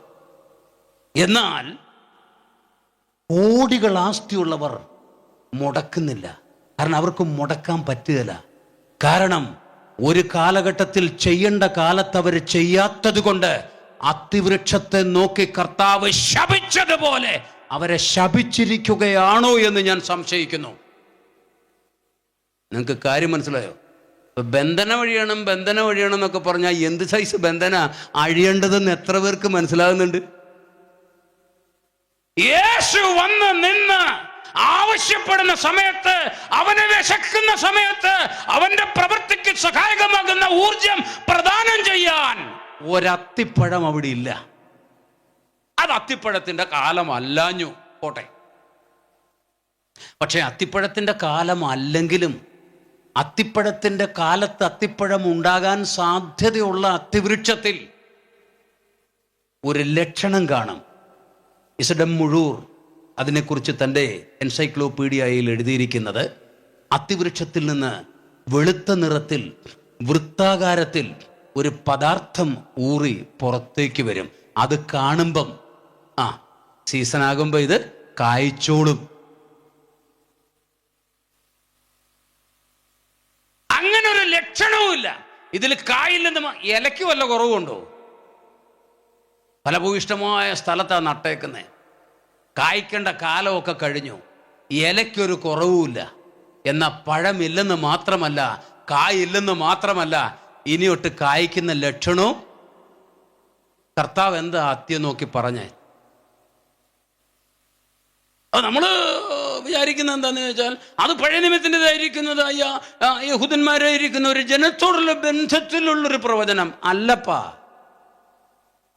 ദൈവത്തിൻ്റെ വചനത്തിൽ യഹൂദജനം പ്രതീകമാണ്. ആ പ്രതീകത്തോടുള്ള ദൈവത്തിൻ്റെ നിഴൽ എന്ന് നമ്മൾ പറയും. ആ പ്രതീക ജനതയോട്, ആ പ്രതീകമായ നിഴലിനോടുള്ള ദൈവത്തിൻ്റെ ഇടപെടലുകളൊക്കെ പൊരുളായിരിക്കുന്ന സഭയ്ക്ക് ഏറ്റെടുക്കാനുള്ളതാ. Price the Lord. ഞാൻ ഇന്നതുപോലെ ഇവർക്ക് ഇടയിൽ പ്രവർത്തിച്ചിരിക്കുന്നു എന്ന് ദൈവം പുതിയ നിയമസഭയ്ക്ക് കാണിച്ചു കൊടുക്കുക. അതിദീർഘമായ പഴയ നിയമത്തിന്റെ രചനകൾ, സ്തോത്രം, ദീർഘവർഷങ്ങളിലൂടെ ഒരുമിച്ച് ചേർക്കപ്പെട്ട ദൈവത്തിന്റെ സന്ദേശങ്ങൾ, അതിൽ നമ്മൾ വളരെ വിശദമായി കാണുന്ന അനവധി ആളുകളുടെ ജീവിത, വ്യാപാര, വ്യവഹാര വസ്തുതകൾ, അനവധി ജീവചരിത്രങ്ങൾ, അനുസരിച്ചവന് ലഭിച്ച നന്മകൾ, അനുഗ്രഹങ്ങൾ, അനുസരിക്കാത്തവന് ലഭിച്ച ശിക്ഷകൾ, ഇവയൊക്കെ ഇങ്ങനെ വിപുലമായി കിടക്കുന്നത് എന്തിനു വേണ്ടിയാണെന്നറിയാമോ? പുതിയ നിയമസഭയ്ക്ക് പാഠമാകേണ്ടതിനാ ഈ പ്രതീകങ്ങൾ കിടക്കുന്നത്. അല്ലാതെ പഴയ നിയമത്തിൽ തീരുവല്ല.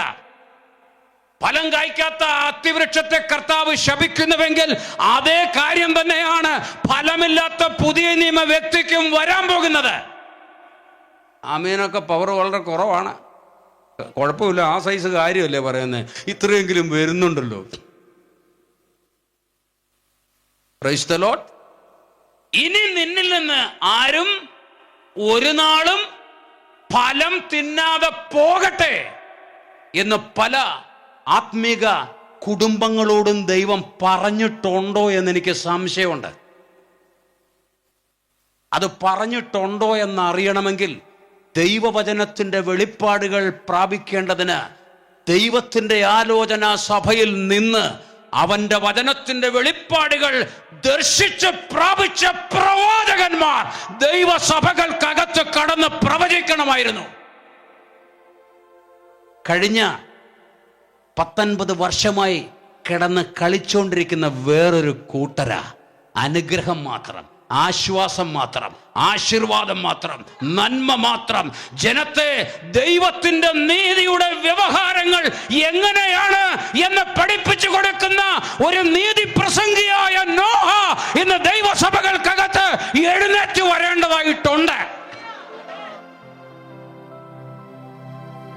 ഒരാളല്ല, നീതി വെളിപ്പെടുത്തുന്നവർ, ദൈവവചനത്തിൽ ദൈവസഭയ്ക്ക് വേണ്ടി പ്രസംഗിക്കേണ്ടുന്ന, പ്രവചിക്കേണ്ടുന്ന നീതിയുടെ വെളിപ്പാടുകൾ, നീതിയുടെ പ്രമാണങ്ങൾ. ഹല്ലേലൂയ. അക്കരെ പോകുന്നവരാരാ? 15-ാം സങ്കീർത്തനങ്ങളിൽ യഹോവയുടെ കൂടാരത്തിൽ നിഷ്കളങ്കനായി നടന്ന്. നിഷ്കളങ്കത ഇപ്പം ഞാൻ എടുക്കുന്നില്ല, വലിയൊരു സബ്ജക്റ്റാ. നമ്മൾ പറയുന്ന നിഷ്കളങ്കതയല്ല വേദപുസ്തകത്തിലെ നിഷ്കളങ്കത. നിഷ്കളങ്കനായി നടന്ന് നീതി. ആ നീതി എന്ന വിഷയം മാത്രം എന്തുകൊണ്ട് പെന്തക്കോസ്ത് ഗോളം ഗൗരവമായി എടുക്കുന്നില്ല? അതിൻ്റെ കാരണം ന്യൂ ഏജ് സ്പിരിച്വാലിറ്റിയാണ്. ഫേക്ക് പെന്തക്കോസ്റ്റലിസം അതിനകത്തേക്ക് തള്ളിക്കയറി കഴിഞ്ഞു. കാരണം ആളുകളെ പ്രയാസപ്പെടുത്താൻ പറ്റില്ല. നീതി പ്രസംഗിക്കുന്ന സഭയ്ക്കകത്ത് ഫലം കായ്ക്കാത്ത കൊമ്പിനെ അവൻ, സഭയുടെ നിയമങ്ങളതാ, ഇതൊന്നും ആരും പ്രസംഗിക്കുന്നില്ല ഇന്ന്. എനിക്കിത് പ്രസംഗിക്കാൻ ദൈവം ഏൽപ്പിച്ചിരിക്കുന്നത് കൊണ്ട് പ്രസംഗിക്കുകയാ. എന്നിൽ കായ്ക്കാത്ത കൊമ്പൊക്കെയും വെട്ടിക്കളയും. ഫലം കായ്ക്കാത്ത കൊമ്പ്. അല്ലാതെ സ്നാനപ്പെട്ട് കൂടുന്നതിനെയൊക്കെ പറ്റിച്ച് ചേർത്ത് നിർത്തി ചീർപ്പിക്കുന്ന പരിപാടി ഈ വേദപുസ്തകത്തിൽ യേശുക്രിസ്തുവും അപ്പോസ്തലന്മാരും വിവരിച്ചിരിക്കുന്ന ദൈവസഭയ്ക്കില്ല. പക്ഷെ ആ പ്രമാണത്തിനനുസരിച്ച് നിന്നാൽ ഫലം കായ്ക്കാത്തതിനെ എന്ത് ചെയ്യും? വെട്ടിക്കളയും. സ്നാനപ്പെട്ട് ക്രിസ്തു എന്ന മുന്തിരിവള്ളിയോട് ചേർന്നവർ, സ്നാനപ്പെട്ട് ക്രിസ്തു എന്ന ഒലിവ് വൃക്ഷത്തിലേക്ക് ചേർന്നവർ, സ്നാനത്താൽ ക്രിസ്തുവിനെ ധരിച്ചിരിക്കുന്നവർ, സ്നാനത്താൽ ക്രിസ്തു എന്ന തലയ്ക്ക് കീഴിലെ സഭയാകും ശരീരത്തിൻ്റെ ഭാഗമായവർ, ആ കൂട്ടം അതിനകത്ത് ദൈവം പ്രതീക്ഷിക്കുന്ന ഫലം ഉണ്ട്. ഫലം കായ്ക്കാത്തതിനെ വെട്ടി. ഇപ്പൊ പെട്ടെന്ന് നമുക്ക് ഓർമ്മ വരും, കാരണം വാക്യങ്ങൾ ഒരുപാട് നമ്മൾ പഠിച്ചു വെച്ചിട്ടുണ്ട്.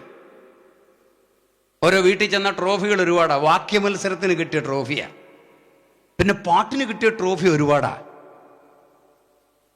പുറത്തെങ്ങും പാടാൻ കൊള്ളുകയെന്നേ ഉള്ളൂ, അകത്തൊക്കെ അങ്ങ് പാടിപ്പോകാന്ന്. ഞാൻ അങ്ങോട്ടൊക്കെ കടന്ന പലർക്കും വിഷമം വരും. പാട്ടിൻ്റെ ഒരു മര്യാദയുണ്ട്. ക്രൈസ്തലോ ആ മര്യാദകൾ പാലിച്ച് പാടുന്ന ഒരു ടീമിനെയാണ് സ്വർഗത്തിലെ ദൈവം നമുക്ക് നൽകിയിരിക്കുന്നത്. അവർ സിസ്റ്റമാറ്റിക്കലായിട്ട് അത് അറേഞ്ച് ചെയ്ത് അവരോരോരുത്തരും പാടുന്ന സ്തോത്രം പിച്ചൊക്കെ ലെവൽ ചെയ്ത് കറക്റ്റ് വരണ്ടടുത്ത് വരണ്ട തിങ്സ് ഇട്ട് കളറിട്ട് ആ കണ്ടീഷനിൽ അങ്ങനെ നിർത്തി അവർ ചെയ്യുക. അതിനിടയ്ക്കോട്ട് ഞാനങ്ങോട്ട് കയറി ചെന്ന് ഞാനൊരു പാട്ട് പാടട്ടെ. സ്തോത്രം. ഞാൻ പാടുന്നത് നിങ്ങൾ കണക്കാക്കണ്ട. ഞാൻ പ്രസംഗത്തിനിടെ പാടുക. ഞാൻ പാട്ടുകാരനല്ല. അതെങ്ങനെ വേണേലും പോകും. എൻ്റെ പാട്ടിന് ചിലപ്പോൾ ഒരു ശ്രുതി കാണത്തില്ല, രാഗത്തിൻ്റെ കൃത്യമായ കളറൊന്നും കാണത്തില്ല, അതിൻ്റെ താളം ചിലപ്പോൾ മുറിഞ്ഞു പോകും. കാരണം ഞാൻ പ്രസംഗത്തിനിടെ പാടുന്ന ആളാണ്. ഞാൻ പാട്ടുകാരനല്ല, പ്രസംഗനാണ്. പിന്നെ ഒതുകൊണ്ടങ്ങ് പാടിപ്പോകുന്നു. ഇതിങ്ങോട്ട് വന്നു, ഒന്നിന് ശ്രുതിയിട്ടു, 4 പാടുന്നേ. അതെങ്ങനെ ഇരിക്കും എന്നറിയണേ പാട്ടറിയുന്നവരോട് ചോദിക്കണം. സ്തോത്രം. അതിനൊപ്പിച്ച് അത് ഓർഗനിലൊന്ന് പിടിക്കാൻ കീബോർഡിൽ ഇത് എവിടെ കിടക്കുന്നത് എന്നൊന്ന് പിടിക്കാൻ കീബോർഡുകാരൻ കഷ്ടപ്പെടും. അപ്പം നമ്മൾ നോക്കി ടാലൻ്റുള്ള നമ്മുടെ യുവാവ് പാടുന്നു, അവനത് വായിക്കാൻ പറ്റുന്നില്ല. കാരണം അതിനേക്കാളും ഭയങ്കര പാട്ടേ. കീബോർഡുകാരനെ കൊണ്ട് അത് വായിക്കാൻ പറ്റുന്നില്ല. അപ്പോൾ പിന്നെ താളം, തബല, റിതംപാട് ഉപയോഗിക്കുന്ന വ്യക്തിക്ക് ഇതെങ്ങനെ കൊട്ടണം, ഏത് നോട്ട് കൊട്ടണം ഒരു ഐഡിയ കണ്ടോ. അവർക്കൊന്നും അറിയാൻ പാടില്ലാത്ത സാധനമാണ് നമ്മുടെ പയ്യൻ എന്ത് ചെയ്യുന്നേ.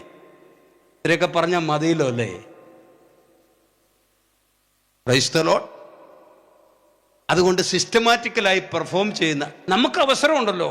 നമുക്ക് വീട്ടിൽ ഇരുന്ന് ഇത് പാടി പാടി പാടി പാടി കാശിഷ്ടം പോലില്ലേ. ഒരു ഓർഗനൊക്കെ മേടിച്ച് പഠിപ്പിച്ച് അതിൻ്റെ പിച്ചും അതിൻ്റെ നൊട്ടേഷനും കുറച്ച് രാഗങ്ങളും ഒക്കെ പരിശീലിച്ച് ഓരോ പാട്ട് എങ്ങനെ പാടണമെന്ന് പാടി സ്റ്റേജിലോട്ട് കയറിയാൽ എന്താന്നേ കുഴപ്പം? നമ്മൾ മാനിക്കേണ്ടതിനെയൊക്കെ മാനിച്ചിരിക്കണം. കല, സർഗാത്മകത അത് വളരെ വിലയുള്ളതാ. അതെല്ലാവർക്കും ദൈവം കൊടുത്തിട്ടില്ല. Price the lord. ആ രംഗത്ത് നിൽക്കുന്നവരെ മാനിച്ചിരിക്കണം. സ്തോത്രം. അതുകൊണ്ട് നീതിയുടെ പാഠങ്ങൾ, മുമ്പേ അവന്റെ രാജ്യവും നീതിയും.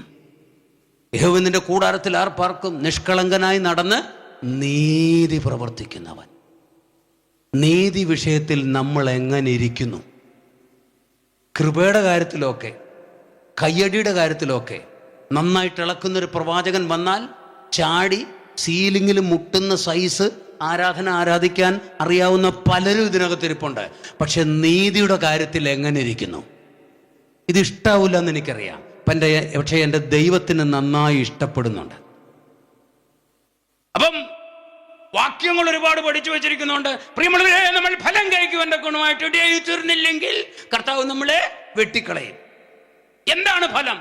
ഉടനെ ഇരിക്കുന്ന ആള് പോയ ദിവസം പോലും നോക്കണ്ട, ഗലാത്യ ലേഖനം 5:22 അങ്ങ് പറയുക, ആത്മാവിന്റെ ഫലമോ സ്നേഹം, സന്തോഷം അല്ലേ? അങ്ങനെ പൊതിക്കാത്ത തേങ്ങ പോലെ ഈ വാക്യത്തിന്റെ മുകളിൽ കൂടെ പോവുക. ആത്മാവിന്റെ ഫലമോ സ്നേഹം. എന്താ സ്നേഹം? സ്നേഹത്തിന്റെ മാതൃക കാണിച്ചു തന്നത് ദൈവമാണ്. എന്നെയും നിന്നെയും ദൈവം എത്രമാത്രം സ്നേഹിക്കുന്നുവെന്നറിയാൻ ഞാനും നീയും പാപികളായിരിക്കുമ്പോൾ തന്നെ, ദ്രോഹികളായിരിക്കുമ്പോൾ തന്നെ, ദൈവത്തിനെതിരായിരിക്കുമ്പോൾ തന്നെ അവൻ തന്റെ ഏകജാതനായ പുത്രനെ നമുക്ക് വേണ്ടി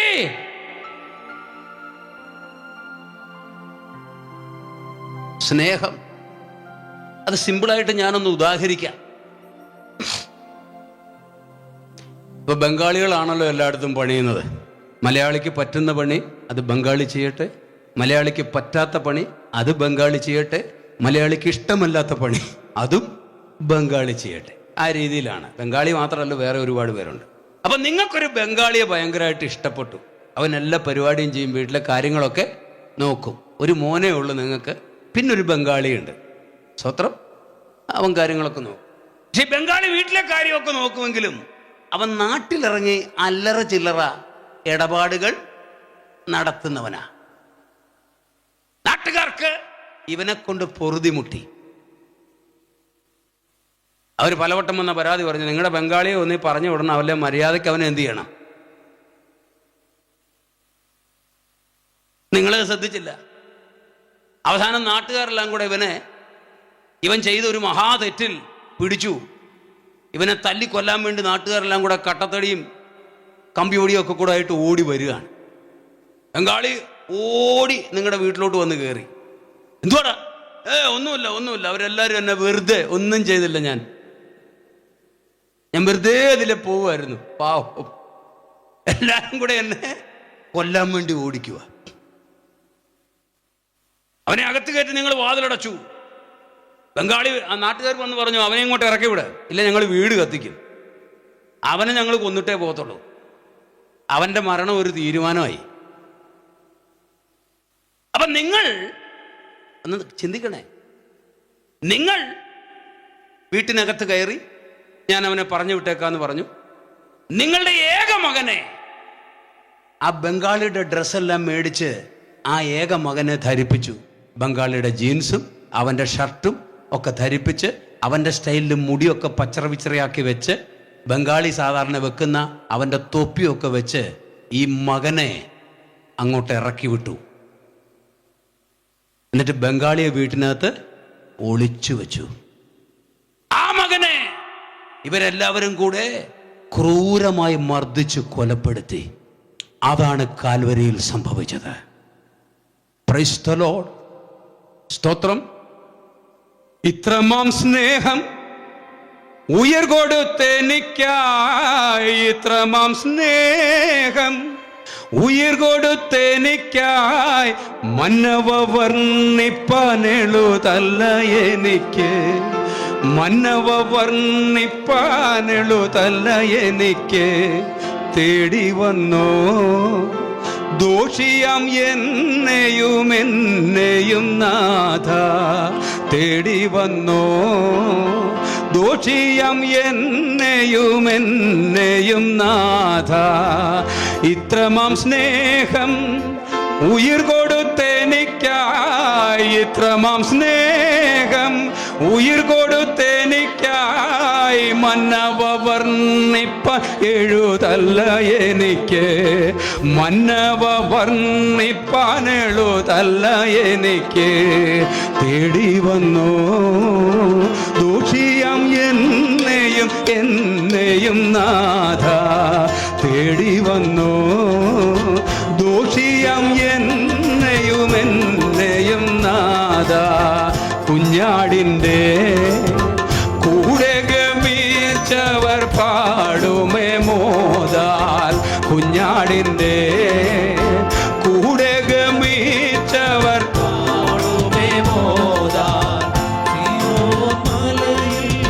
സീമയറ്റാനന്ദം സിയോൻ മലയിൽ, സീമയറ്റാനന്ദം ലഭിക്കുമോ മൽ പ്രാണനാഥ.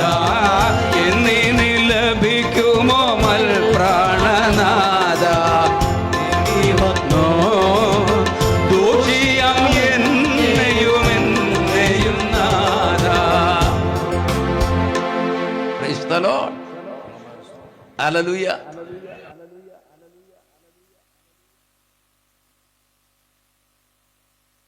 അതാണ് സ്നേഹം. സ്നേഹത്തെക്കുറിച്ച് നമ്മൾ ശാസ്ത്രീയമായിട്ട് നമുക്കറിയാം. അഗാപ്പയുണ്ട്, ഫിലോയോ ഉണ്ട്, ഇറോസ് ഉണ്ട്. ക്യാമ്പിലൊക്കെ ഇതിങ്ങനെ പഠിപ്പിക്കുമായിരുന്നു. എല്ലാം ഗ്രീക്കും ഹീബ്രുവും വെച്ചുള്ള കളിയാന്നേ. പക്ഷേ സ്നേഹത്തിൻ്റെ ആഴം എന്താണ് എന്ന് അറിയണമെങ്കിൽ പിതാവ് എന്ത് ചെയ്തു എന്നറിയണം. Price the Lord. പിതാവ് എന്ത് ചെയ്തു എന്ന് അറിയണം. അപ്പൊ സ്നേഹിക്കുക എന്ന് പറഞ്ഞാൽ കൊരിന്ത്യർക്ക് എഴുതിയ 1-ാം ലേഖനത്തിന്റെ ഒടുവിലൊരു വാക്യമുണ്ട്. കർത്താവിനെ സ്നേഹിക്കാത്തവൻ പറയപ്പാ, കർത്താവിനെ സ്നേഹിക്കാത്തവൻ ശപിക്കപ്പെട്ടവൻ. പല അണ്ണന്മാരും പറഞ്ഞു വെക്കുന്നത് പുതിയ നിയമത്തിൽ ശാപമൊന്നും ഇല്ലെന്ന. നല്ല ഒന്നാം തരം ശാപം ഒരുപാട് ഞാൻ കാണിച്ചു തരാം. കർത്താവിനെ സ്നേഹിക്കാത്തവൻ ശപിക്കപ്പെട്ടവൻ. ശപിക്കപ്പെട്ടവൻ സ്വർഗത്തിൽ കാണുമോ? ഇവിടെ കർത്താവിനെ സ്നേഹിച്ച് തെളിയിക്കണമെങ്കിൽ കർത്താവ് തൻ്റെ ജനത്തിനു വേണ്ടി പ്രാണൻ കൊടുത്തതുപോലെ ദൈവസഭയാകുന്ന ശരീരത്തിന് വേണ്ടി പ്രാണൻ കൊടുക്കാൻ മനസ്സുള്ള ഒരു സമർപ്പണം ഉണ്ടാകണം. സ്തോത്രം. എത്ര പേർക്കത് മനസ്സിലാകുന്നുണ്ട്? ഇവിടെ 10 രൂപ പോലും മുടക്കാതെ, ഞാൻ ഇവിടുത്തെ കാര്യമല്ല പറയുന്നത് കേട്ടോ, നമ്മുടെ കേരളത്തിൻ്റെ മൊത്തത്തിലുള്ള കാര്യമാണ്. പല രാജ്യങ്ങളും അങ്ങനൊന്നുമല്ല. Price the Lord. ദൈവത്തിനു വേണ്ടി കാശിറക്കാൻ കാശ് ജീവിതമാണ്. ധനം എന്താ? ജീവിതമാണ്. ഒരു കാര്യം ഞാൻ പറയാം, ദൈവത്തിന് കൊടുക്കേണ്ട ഓഹരി കൊടുക്കാതെ വർഷങ്ങളായി കുടുംബത്തിൽ ധനം ഉണ്ടെങ്കിൽ അതിനകത്ത് ദൈവത്തിൻ്റെ ഓഹരി ഞരങ്ങിക്കൊണ്ട് കിടക്കുന്നുണ്ട്. അത് ന്യായവിധിക്കായുള്ള ഞരക്കമായിരിക്കും.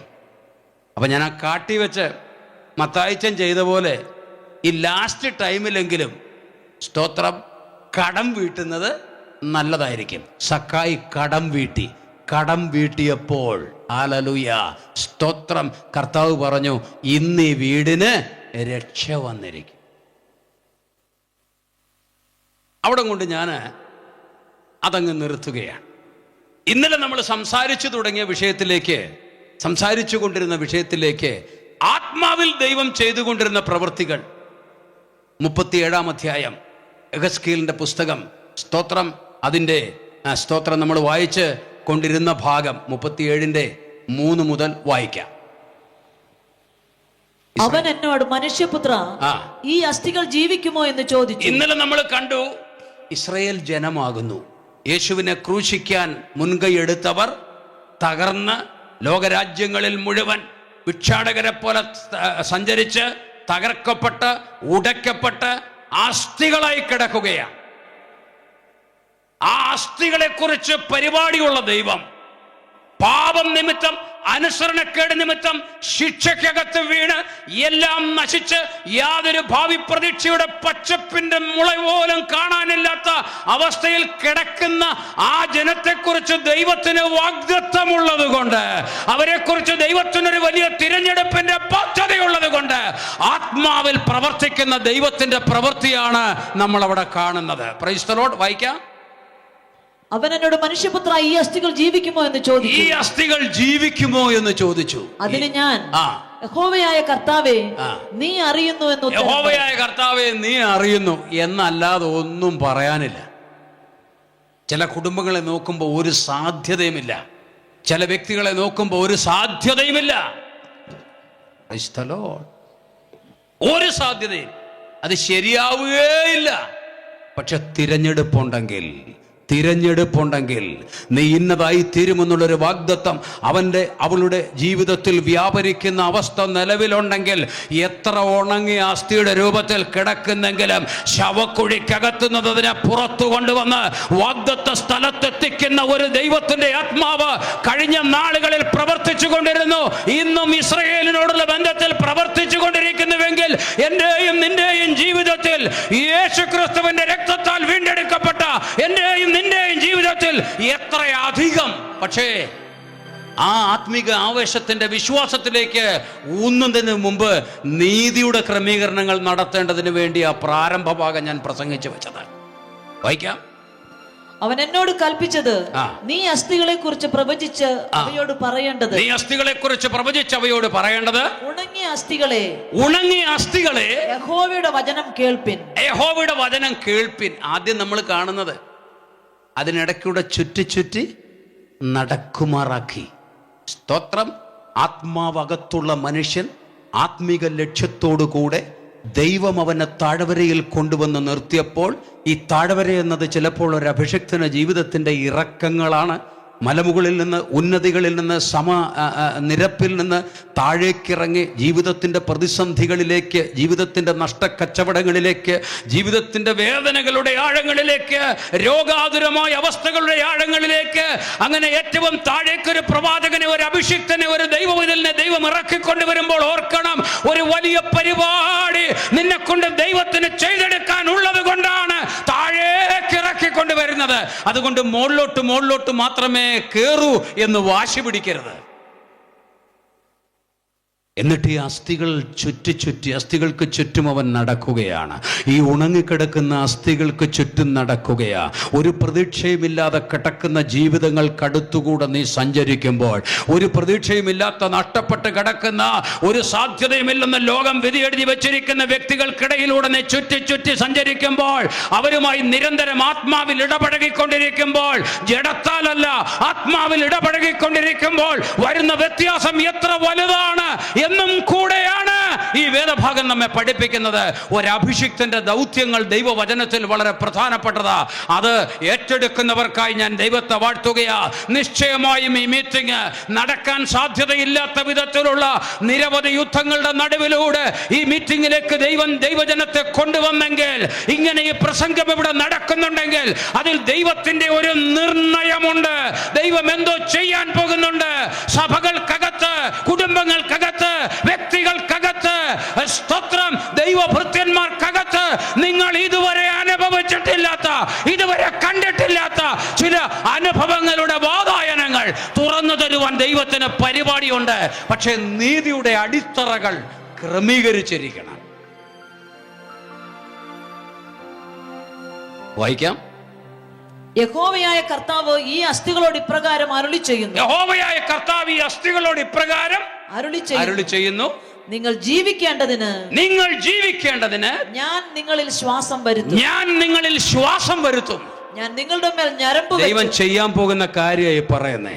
നിങ്ങൾ ജീവിക്കേണ്ടതിന് ഞാൻ നിങ്ങളിൽ ശ്വാസം വരുത്തും. ഈ അസ്ഥികൾക്കത് കേൾക്കാനാവില്ല. ഉണങ്ങിയ അസ്ഥികൾക്കത് കേൾക്കാനാവില്ലെങ്കിലും അസ്ഥികളോട് പറയണം എന്ന് ദൈവം പറയുന്നുവെങ്കിൽ അവയ്ക്കത് കേൾക്കാൻ പാകത്തിന് ദൈവത്തിന്റെ ആത്മാവ് സംസാരിക്കുന്നത്. അന്തരീക്ഷത്തോട് സംസാരിക്കുന്ന ദൈവത്തിന്റെ ആത്മാവിനറിയാം ഈ അന്തരീക്ഷത്തിനത് മനസ്സിലാക്കാൻ പറ്റും. മേഘങ്ങളോട് കൽപ്പിക്കുന്ന ദൈവത്തിന്റെ ആത്മാവിനറിയാം ഈ മേഘങ്ങൾക്കത് കേൾക്കാനും അനുസരിക്കാനും പറ്റും. സമുദ്രത്തിലെ ജലത്തോടും കാട്ടിലെ മൃഗങ്ങളോടും സമുദ്രത്തിലെ മത്സ്യത്തോടും ജീവജാലങ്ങളോടും മുഴുവൻ നോഹയുടെ കാലത്ത് കൽപ്പന കൊടുത്ത് പെട്ടകത്തിൽ കൊണ്ടുവരുന്ന ജീവജാലങ്ങളോട് കൽപ്പന കൊടുത്ത് അനുസരിപ്പിച്ചതുപോലെ അനുസരിപ്പിക്കാൻ അറിയാവുന്ന ഒരു ദൈവത്തിന്റെ ആത്മാവ് നമ്മുടെ ഇടയിൽ വ്യാപരിച്ചു കൊണ്ടിരിക്കുന്നുണ്ട്. അവൻ പറയുന്നത് അനുസരിക്കാനൊന്ന് ഏൽപ്പിച്ചു കൊടുക്കണം. അവൻ പറയുന്നത് നടക്കുമെന്നൊന്ന് വിശ്വസിച്ചു തുടങ്ങണം. ഞാൻ നിങ്ങൾക്ക് എന്ത് വരുത്തും? ഞാൻ നിങ്ങളുടെ മേൽ ഞരമ്പ് വെച്ച് മാംസം പിടിപ്പിച്ച് നിങ്ങളെ ത്വക്കുകൊണ്ട് പൊതിഞ്ഞ് പുതിയ ഒരെണ്ണം ഉണ്ടാക്കുവല്ല. കാരണം ഈ തകർന്നു കിടക്കുന്ന പഴയതുണ്ടല്ലോ, എൻ്റെ ദൈവത്തിന് വളരെ വിലയേറിയതാ. ഇന്ന് രാത്രി എത്ര പേർക്കത് മനസ്സിലാകുന്നുണ്ട്? അപ്പുറത്ത് വേറൊരെണ്ണം തുടങ്ങുവല്ല. ഈ തകർന്നു കിടക്കുന്ന പഴയത്, ഈ നഷ്ടപ്പെട്ട് കിടക്കുന്ന പഴയത്, ഈ ബന്ധിക്കപ്പെട്ട് കിടക്കുന്ന പഴയത്, ഈ സ്തോത്രം മാംസം വറ്റിപ്പോയ, ദ്രവിച്ചു പോയ അസ്ഥികൾ ബന്ധമില്ലാതെ ചെതറി കിടക്കുന്നത് പോലെ കിടക്കുന്ന ഈ പഴയത്. പക്ഷെ നമ്മൾ സമ്മതിക്കണം, ഇത് ഉണങ്ങിയ അസ്ഥിയാണെന്ന് നമ്മൾ. അച്ഛൻ വലിയ കുടിയല്ലയോ, കുടിച്ചിട്ട് റോഡിൽ കിടന്ന് ശ്വാനൻ മുഖത്ത് മൂത്രവിസർജനം നടത്തുന്ന ജീവിതമാണ്. പക്ഷെ എന്നാലും അമ്മ പറയും ഒരുപാട് നല്ല ഗുണങ്ങളുള്ള അച്ഛനാ അച്ഛൻ. അതുകൊണ്ടാണല്ലോ ശ്വാനന് മുള്ളാൻ മുഖം വെച്ച് കൊടുക്കണം റോഡില്.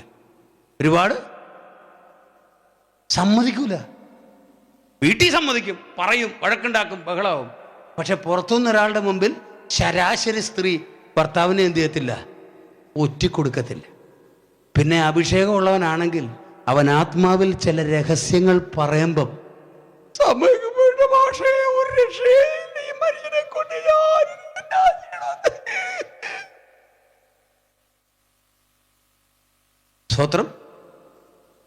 ഞങ്ങളുടെ സഭ വളരെയധികം അനുഗ്രഹിക്കപ്പെടുന്ന ഒരു സഭയായി ദേശത്തിന്റെ നടുവിലെങ്ങനെ നിവർന്ന് നിൽക്കുകയാണ്. അനുസരിക്കുന്ന ഒറ്റ എണ്ണമില്ല. ഇതായി നിവർന്ന് നിൽക്കുന്നേ. വചനത്തിന്റെ നീതിപ്രമാണം കേട്ടാൽ ഏറ്റെടുത്ത് അനുസരിക്കുന്ന ഒരെണ്ണവും ഇല്ല. പക്ഷേ സ്തോത്രം, എന്ത് ചെയ്യുക, നിവർന്ന് നിൽക്കുക എന്നാ പറയുന്നേ. നമ്മൾ സമ്മതിക്കണം.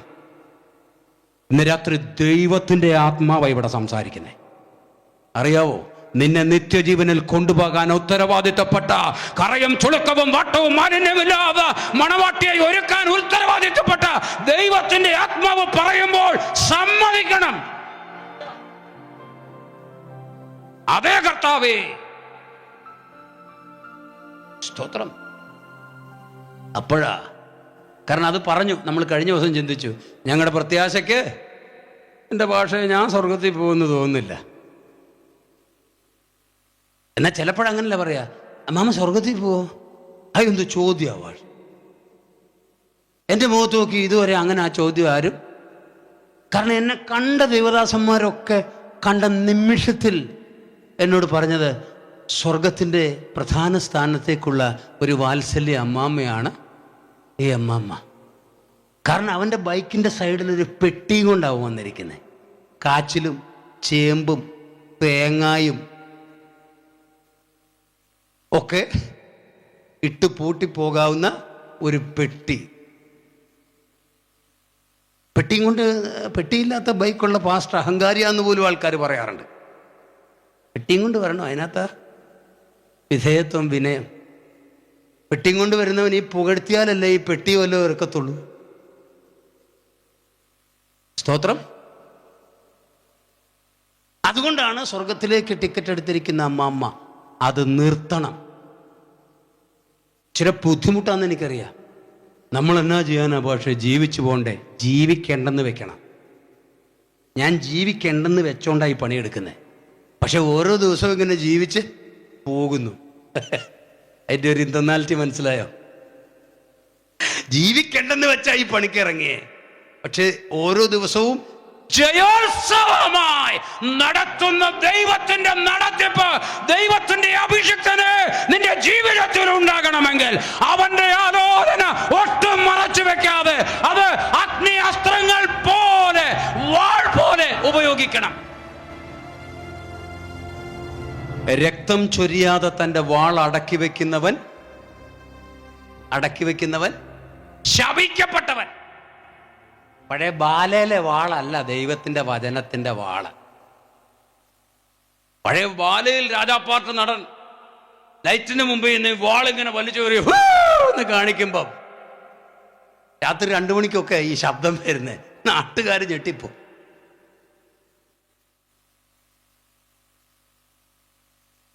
ഇതെങ്ങാനും മേത്തുകൊണ്ട് ആളുടെ പണി തീർന്നു. നല്ല സ്റ്റൈലാ. പക്ഷെ അതുകൊണ്ട് വെട്ടിയ പഴം പോലും മുറിയത്തില്ല. കാരണം അത് ഹാർഡ് ബോർഡ് വൃത്തിയായിട്ട് ഞാനത് കണ്ടിട്ടുണ്ട്. അതുകൊണ്ടാണ് പറയുന്നത്. സെറ്റിനകത്തൊക്കെ പോയിട്ടേ, ഒരു കാലത്ത് പല പല പരിപാടിയായിരുന്നു, വിശദീകരിക്കുന്നില്ല. സെറ്റിനകത്ത് പോയി ഞാനിത് കണ്ടിട്ടുണ്ട്. ഹാർഡ് ബോർഡ് ഭംഗിയായിട്ട് വെട്ടി അതിൻ്റെ മുകളിൽ സിൽവർ പേപ്പർ ഒട്ടിച്ചേക്കുക. അതെങ്ങാനും ഇട്ട് വല്ലയിടത്തും വെട്ടിയാൽ അത് 4 കഷ്ണമായിട്ട് മുറിഞ്ഞു വീഴും. വെട്ടുന്ന സാധനമല്ല ഈ വാള. പക്ഷെ അത് സ്റ്റേജിൽ ഇതുപോലെ എന്ത് ചെയ്യും?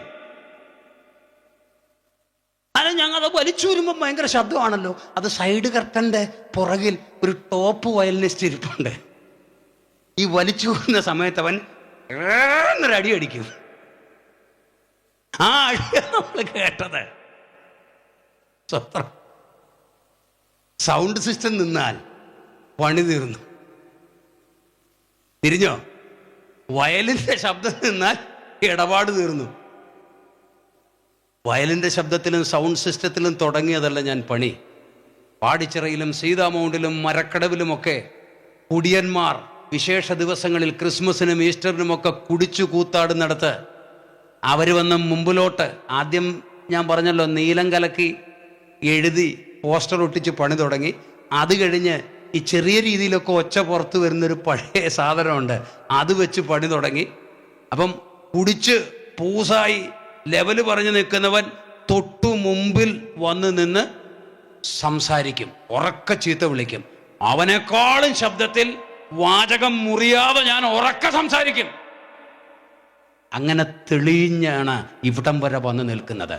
എനിക്ക് സൗണ്ട് സിസ്റ്റം ഇല്ലേലും ഈ പണി നടക്കും, ഓർക്കസ്ട്രേഷൻ ഇല്ലെങ്കിലും പണി നടക്കും. പക്ഷെ ദൈവത്തിൻ്റെ പദ്ധതി നിമിത്തമാ ഇന്ന് സിസ്റ്റവും ഓർക്കസ്ട്രേഷനും ഇവിടെ ഉള്ളത്. പ്രൈസ് ദി ലോർഡ്, സ്തോത്രം, ഹല്ലേലൂയ. അപ്പോ ഈ വാള് പഴം പോലും വെട്ടാൻ കൊള്ളാത്തതാ. പക്ഷെ ദൈവത്തിൻ്റെ വാൾ പ്രാണനെയും ആത്മാവിനെയും സന്ധിമജ്ജകളെയും തമ്മിൽ വേർപെടുവിക്കുന്നത് വരെ അകത്തോട്ട് തുളച്ചു കയറി ചെല്ലുന്ന ഇരുവഴിത്തലയുള്ള ഏത് വാളിനേക്കാളും മൂർച്ചേറിയ വാൾ. ആ വാൾ കയ്യിലെടുക്കട്ടെ പരിശുദ്ധാത്മാവിന്റെ നിറവുള്ള ദൈവഭക്തന്മാർ. നിന്നെ ആക്കി വെച്ചതൊരു പ്രസ്ഥാനത്തിന്റെ നേതാവായിരിക്കും. നിന്റെ മേൽ കൈവച്ചത് ഒരു പക്ഷേ ചില നേതൃത്വ നിരകളിലുള്ളവരായിരിക്കും. നിനക്ക് പ്രസ്ഥാനത്തോട് കടപ്പാടുണ്ടായിരിക്കും, കാശ് മുടക്കുന്ന അച്ചായന്മാരോട് കടപ്പാടുണ്ടായിരിക്കും. പക്ഷേ നിന്നെ വിളിച്ച ദൈവമുണ്ടല്ലോ, നിന്റെ മേൽ അഭിഷേകം ചൊരിഞ്ഞവൻ, അവനോടാണ് നിനക്ക് ഒന്നാമത്തെ കടപ്പാട്. അവനാണ് നിന്നെ നിലനിർത്തേണ്ടത്, അവനാണ് നിന്നെ നടത്തേണ്ടത്. അതുകൊണ്ട് അവനോട് കടപ്പാടുണ്ടായിരിക്കണം. പേടിക്കരുത്. ഒന്ന് ചുവട് വെച്ച് നോക്കിയേ. പേടിയുടെ കാര്യം പറഞ്ഞാൽ എൻ്റെ അത്രയും പേടിയുള്ള ആൾക്കാരില്ല. നിങ്ങൾ അടിക്കാൻ കൈ ഓങ്ങൊന്നും വേണ്ട, അടിയെന്നൊരു പേപ്പറിൽ എഴുതി കാണിച്ചാൽ മതി, ഞാൻ ഓടും. അത്ര പേടിയാ എനിക്ക്. പക്ഷേ 10-20 വർഷം ഈ വചനത്തിൻ്റെ വാൾ കണ്ണും മൂക്കും നോക്കാതെ എടുത്തു വീശി ദൈവപ്രവൃത്തിക്കൊരു ആയുധമായി ഞാൻ എന്നെ തന്നെ സമർപ്പിച്ച് ഇതുവരെ വന്നപ്പോൾ ഇടത്തും വലത്തും മുൻപിലും പിറകിലും കാവൽ ചെയ്ത് നിൽക്കുന്ന ദൈവം, ശുശ്രൂഷ തികയ്ക്കാൻ വേണ്ടി പ്രവർത്തിക്കുന്ന ദൈവം വ്യാപരിച്ചു കൊണ്ടിരിക്കുന്നത് ഞാൻ കണ്ടുകൊണ്ടിരിക്കുക.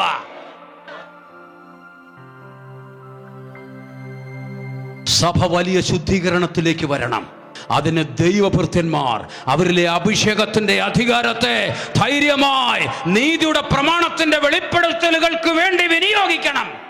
ഇന്ന് ഈ തീരുമാനം വന്നില്ലെങ്കിൽ സന്ദർശനങ്ങൾ ഉണ്ടാകും എന്ന് പറഞ്ഞു പരിശുദ്ധാത്മാവ്. പ്രൈസ് ദി ലോർഡ്, സ്തോത്രം. പണ്ട് ദൈവം എന്നോട് അങ്ങനെ പറഞ്ഞു, സന്ദർശനങ്ങൾ ഉണ്ടാകും. അതിനുശേഷം ഈ കൊറോണ വന്നത്, സന്ദർശനങ്ങൾ ഉണ്ടാകും.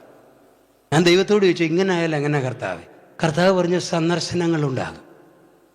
കൊറോണ വന്നു, എത്ര പേരാ തീർന്നു പോയെ?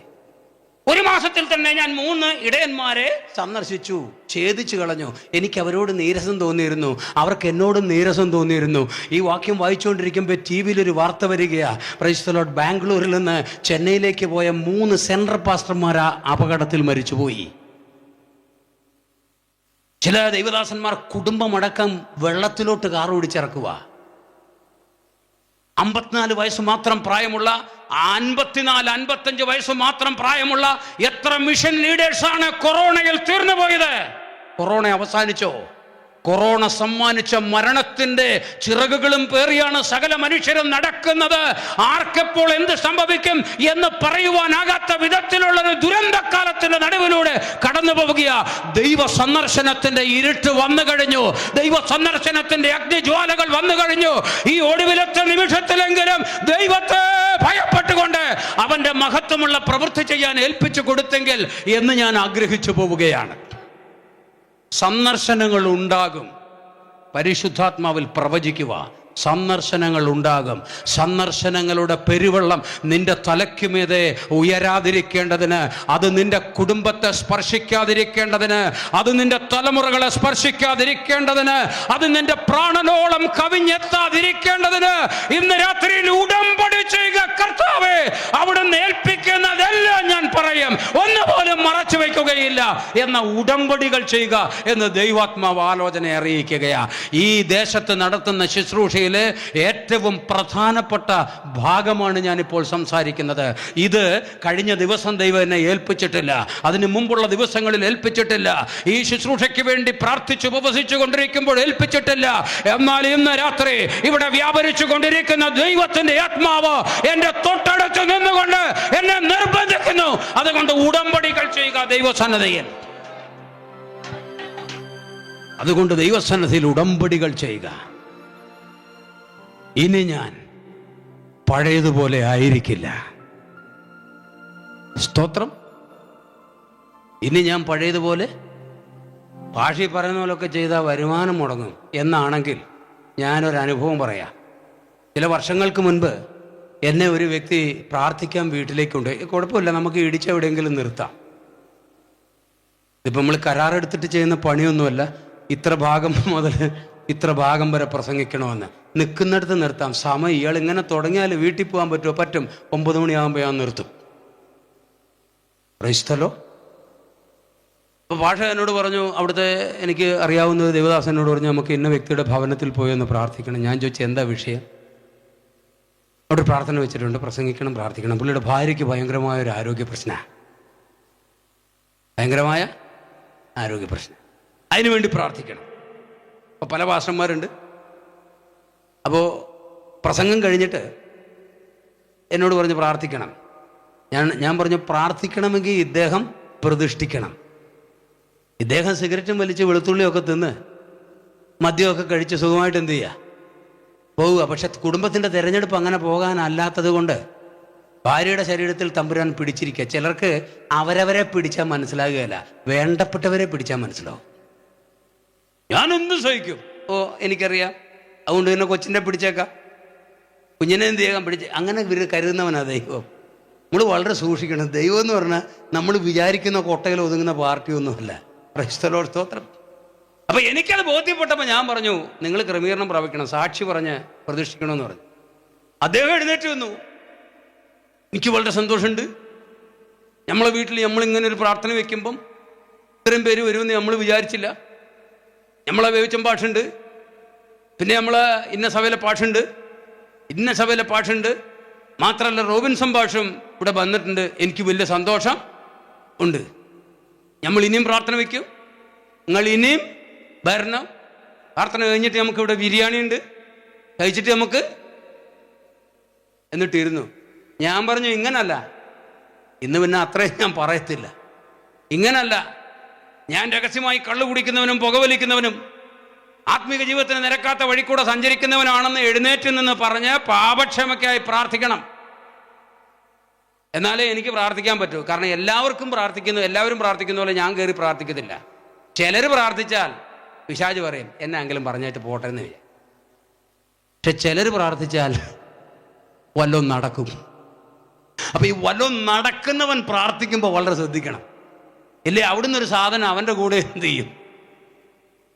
ഒരുപാട് ഈ അഭ്യാസത്താൽ തഴക്കം വന്ന ഇന്ദ്രിയങ്ങളുള്ളവർക്ക് മാത്രം മനസ്സാവുന്ന ഒരു കാര്യമുണ്ട്. ബൈബിൾ കോളേജിൽ ഡോക്ടറേറ്റിന് ഗവേഷണം നടക്കുമ്പോൾ അത് മനസ്സിലാകുകയില്ല.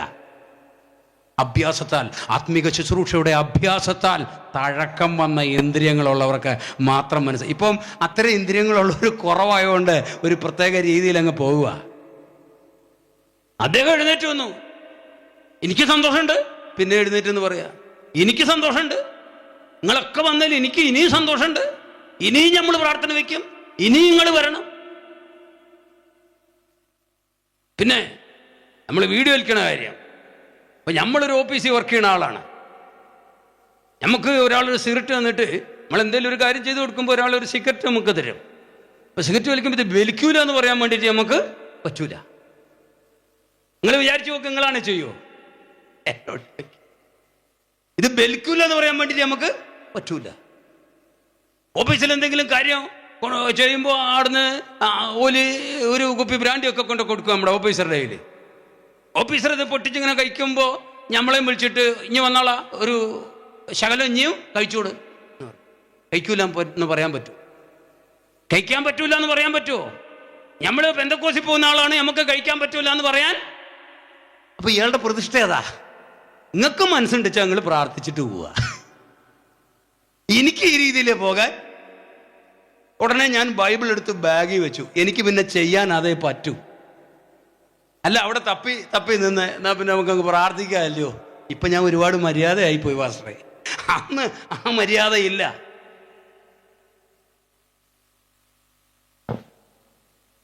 ഞാൻ പറഞ്ഞു നിങ്ങൾ പ്രാർത്ഥിച്ചോ, ഞാൻ പോവാന്ന് പറഞ്ഞു. വണ്ടിക്കൂലിക്ക് പൈസ ഇല്ല.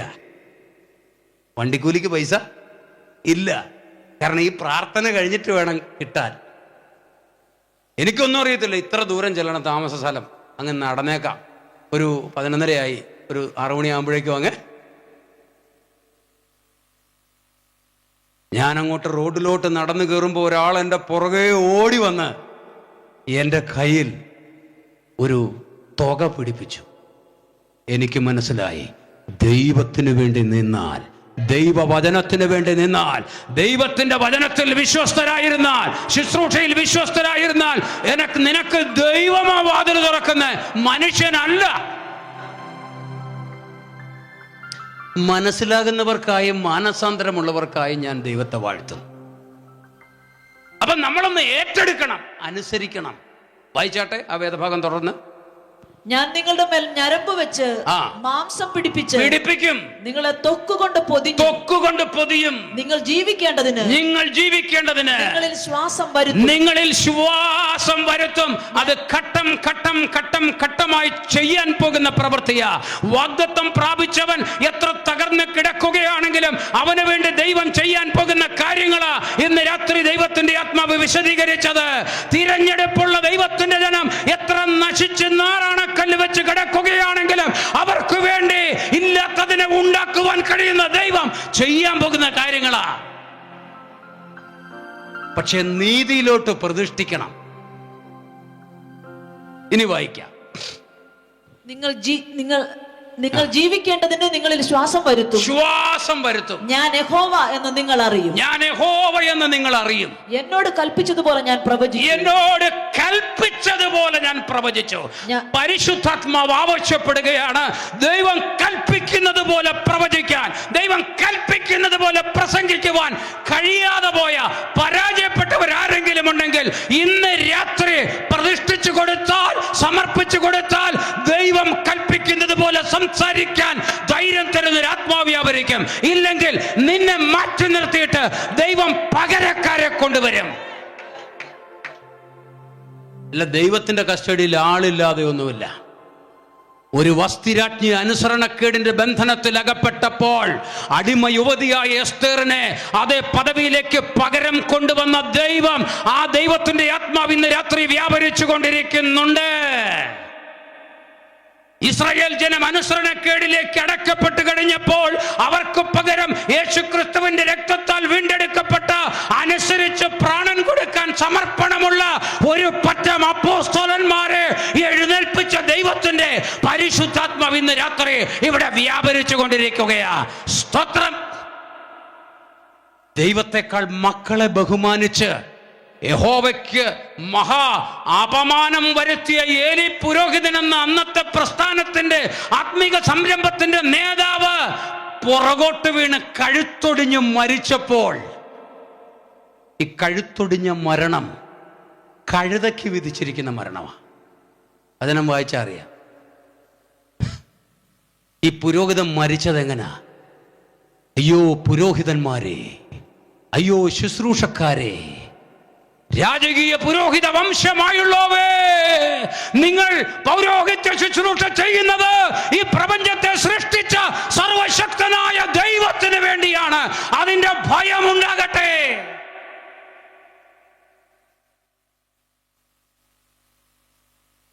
പിന്നെ രക്ഷിക്കപ്പെടാതെ പുരോഹിതന്റെ പണിക്ക് ഇറങ്ങി കഴിഞ്ഞാൽ ഇതൊന്നും എറിക്കുകയില്ല. കാരണം ഈ സാധനം ആദ്യം ഒന്ന് രക്ഷിക്കപ്പെടണമല്ലോ. ഈ ദൈവശബ്ദം ഒന്നും മനസ്സിലാക്കാൻ പാകത്തിനെ. അതിലും ഞാൻ വിശദീകരണത്തിന് പോകുന്നില്ല.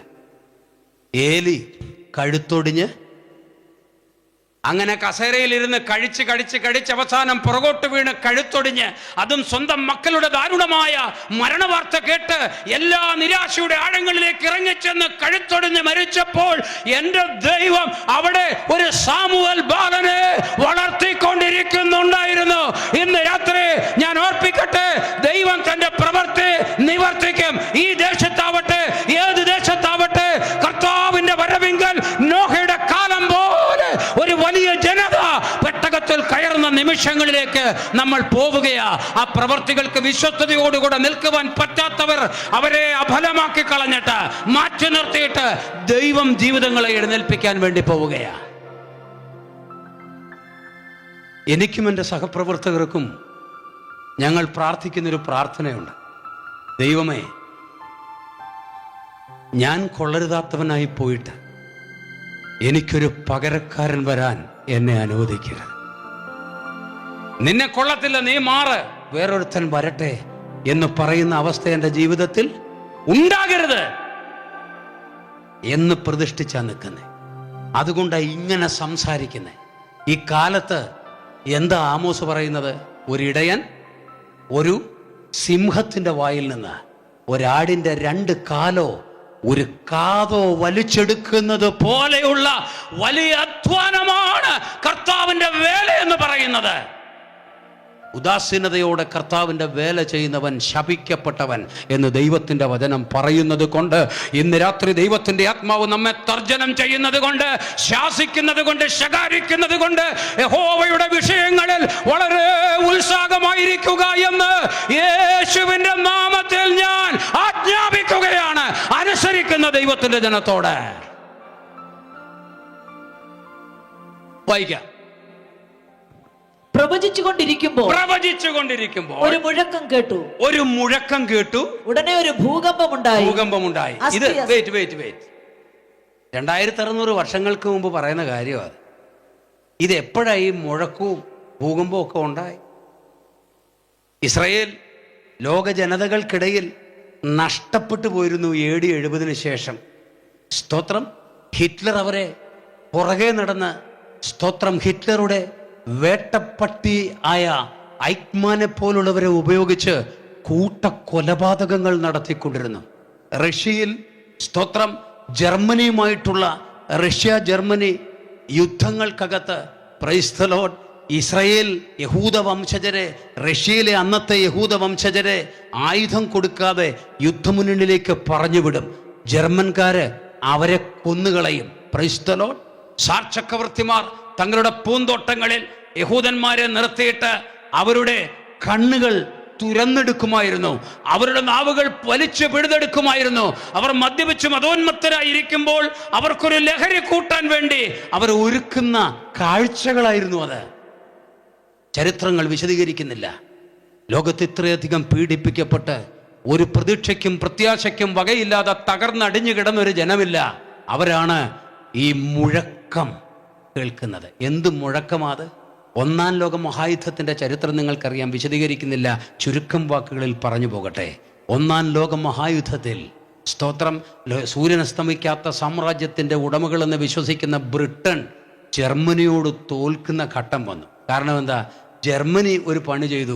അന്ന് ഈ യുദ്ധത്തിന് ആവശ്യമുള്ള വെടിമരുന്ന് കൊണ്ടുവന്നിരുന്നത് ലാറ്റിൻ അമേരിക്കയിലെ ചിലി എന്ന് പറയുന്ന രാജ്യത്ത് നിന്നാണ്. അപ്പം ചിലിയിൽ നിന്ന് ഈ ഇംഗ്ലണ്ടിൽ എത്തുക എന്ന് പറഞ്ഞാൽ ഒരുപാട് ചുറ്റിക്കറങ്ങിയ കടലിൽ കൂടെ വരണം. അപ്പം ഈ വെടിമരുന്ന് കൊണ്ടുവരുന്ന കപ്പലുകൾ ജർമ്മനിയുടെ മുങ്ങിക്കപ്പലുകൾ ചെന്നിട്ട് ഈ വെടിമരുന്ന് കൊണ്ടുവരുന്ന കപ്പലുകളെ ഇടിച്ച് തകർത്ത് കളയും. അങ്ങനെ ലക്ഷക്കണക്കിന് ടൺ വെടിമരുന്ന് ഈ കടലിൽ മുങ്ങിപ്പോയി. അതിനനുസരിച്ച് ജർമ്മൻ പട കയറി ബ്രിട്ടനിലെ യുവാക്കളെ കൊന്നു തീർക്കാൻ തുടങ്ങി. ബ്രിട്ടൻ പരാജയപ്പെടുമെന്ന സ്ഥിതി വന്നപ്പോൾ ശാസ്ത്രജ്ഞന്മാരോട് ബ്രിട്ടൻ ആവശ്യപ്പെട്ടു, നമുക്കൊന്ന് ജയിക്കാൻ എന്തെങ്കിലും ആയുധം കണ്ടുപിടിക്കണം നിങ്ങൾ. Price the Lord. അങ്ങനെ ചെയിം വെയ്സ്മാൻ, നിങ്ങൾക്കറിയാവുന്ന ചരിത്രം ഒന്ന് തൊട്ടു പറയുന്നതേ ഉള്ളൂ, ഇത് എത്രയോ വേദികളിൽ ഇവിടെ തന്നെ പ്രസംഗിച്ച് കാണണം.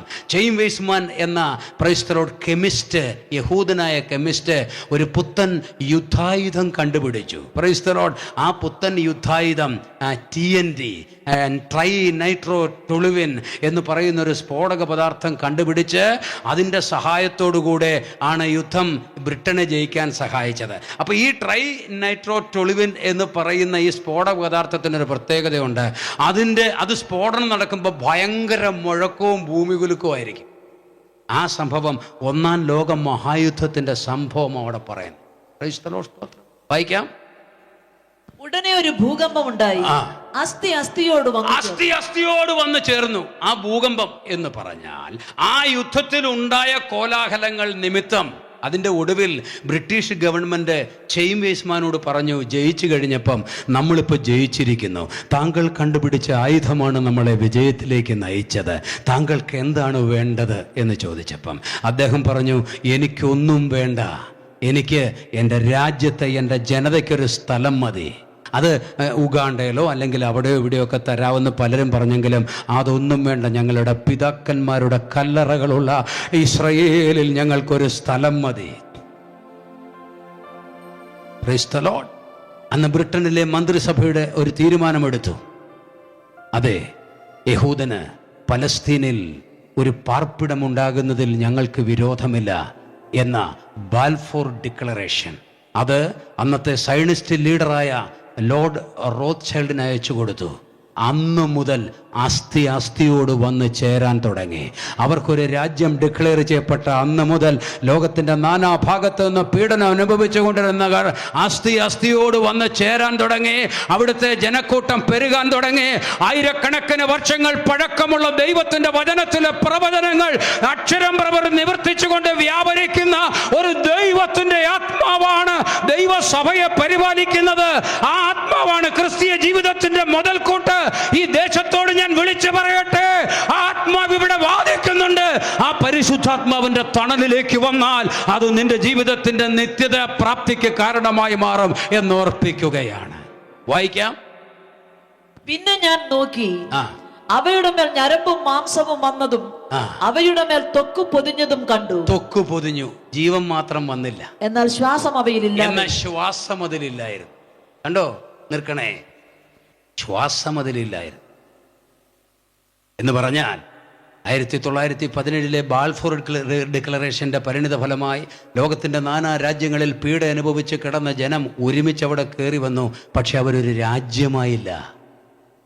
ഒട്ടോമൻ തുർക്കികളുടെ ഭരണത്തിന് കീഴിൽ നിന്ന് ബ്രിട്ടൻ അത് പിടിച്ചെടുത്ത് ജനറൽ അല്ലൻബി സ്തോത്രം യെരുശലേം ഒരു ക്രിസ്മസ് സമ്മാനമായിട്ട് ബ്രിട്ടന് ഏൽപ്പിക്കുന്നത് വരെ അവർക്കവിടെ രാജ്യമാകാൻ പറ്റുന്നില്ല. Price the Lord. പിന്നീട് എന്താ സംഭവിച്ചേ? വായിക്കാം. അപ്പോൾ അവൻ എന്നോട് കൽപ്പിച്ചത്, കാറ്റിനോട് പ്രവചിക്കാം. കാറ്റിനോട് പ്രവചിക്കാം. മനുഷ്യപുത്ര, നീ പ്രവചിച്ച് കാറ്റിനോട് പറയേണ്ടത്, യഹോവയായ കർത്താവ് ഇപ്രകാരം അരുളി ചെയ്യുന്നു, ശ്വാസമേ ശ്വാസമേ 4 കാറ്റുകളിൽ നിന്നും വന്ന് ഈ നിഹതന്മാർ ജീവിക്കേണ്ടതിന് അവരുടെ മേലൂതുക. ആ 4 കാറ്റുകൾ ആണ് 2ാം ലോക മഹായുദ്ധം. 37-ാം അധ്യായം എസെക്കിയേൽ പ്രവചകന്റെ പുസ്തകം 1-ാം ലോക മഹായുദ്ധവും 2ാം ലോക മഹായുദ്ധവും, 38-ഉം 39-ഉം അധ്യായം 3-ാം ലോക മഹായുദ്ധവും. അതിൻ്റെ വക്കിലാണ് നമ്മൾ ജീവിക്കുന്നത്. വിശദീകരിക്കാൻ സമയമില്ലാത്തത് കൊണ്ട് ഞാൻ ഇവിടെ നിർത്തുക.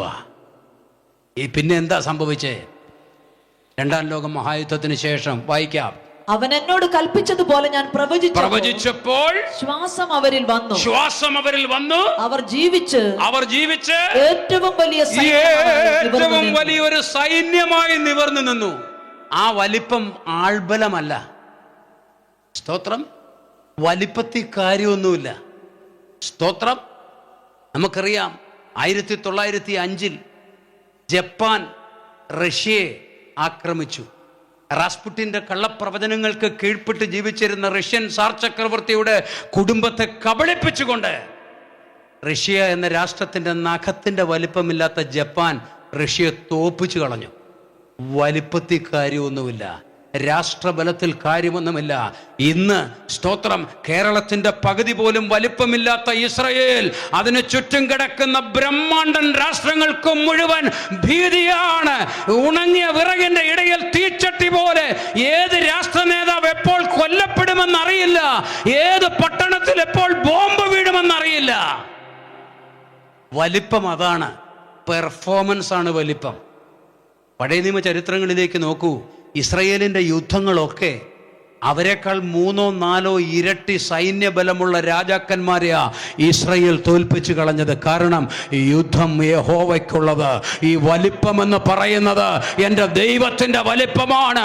പ്രവാചകൻ കാണുന്നത് ബലഹീനരായ ജനത്തിൻ്റെ, പരിശീലനമില്ലാത്ത ജനത്തിൻ്റെ വലിപ്പമല്ല, അവരെ ചേർത്ത് പിടിച്ചുകൊണ്ട് ഏകനായി മഹാത്ഭുതങ്ങളെ ചെയ്യുവാൻ ശക്തനായ ഒരു ദൈവത്തിൻ്റെ വലിപ്പമാ.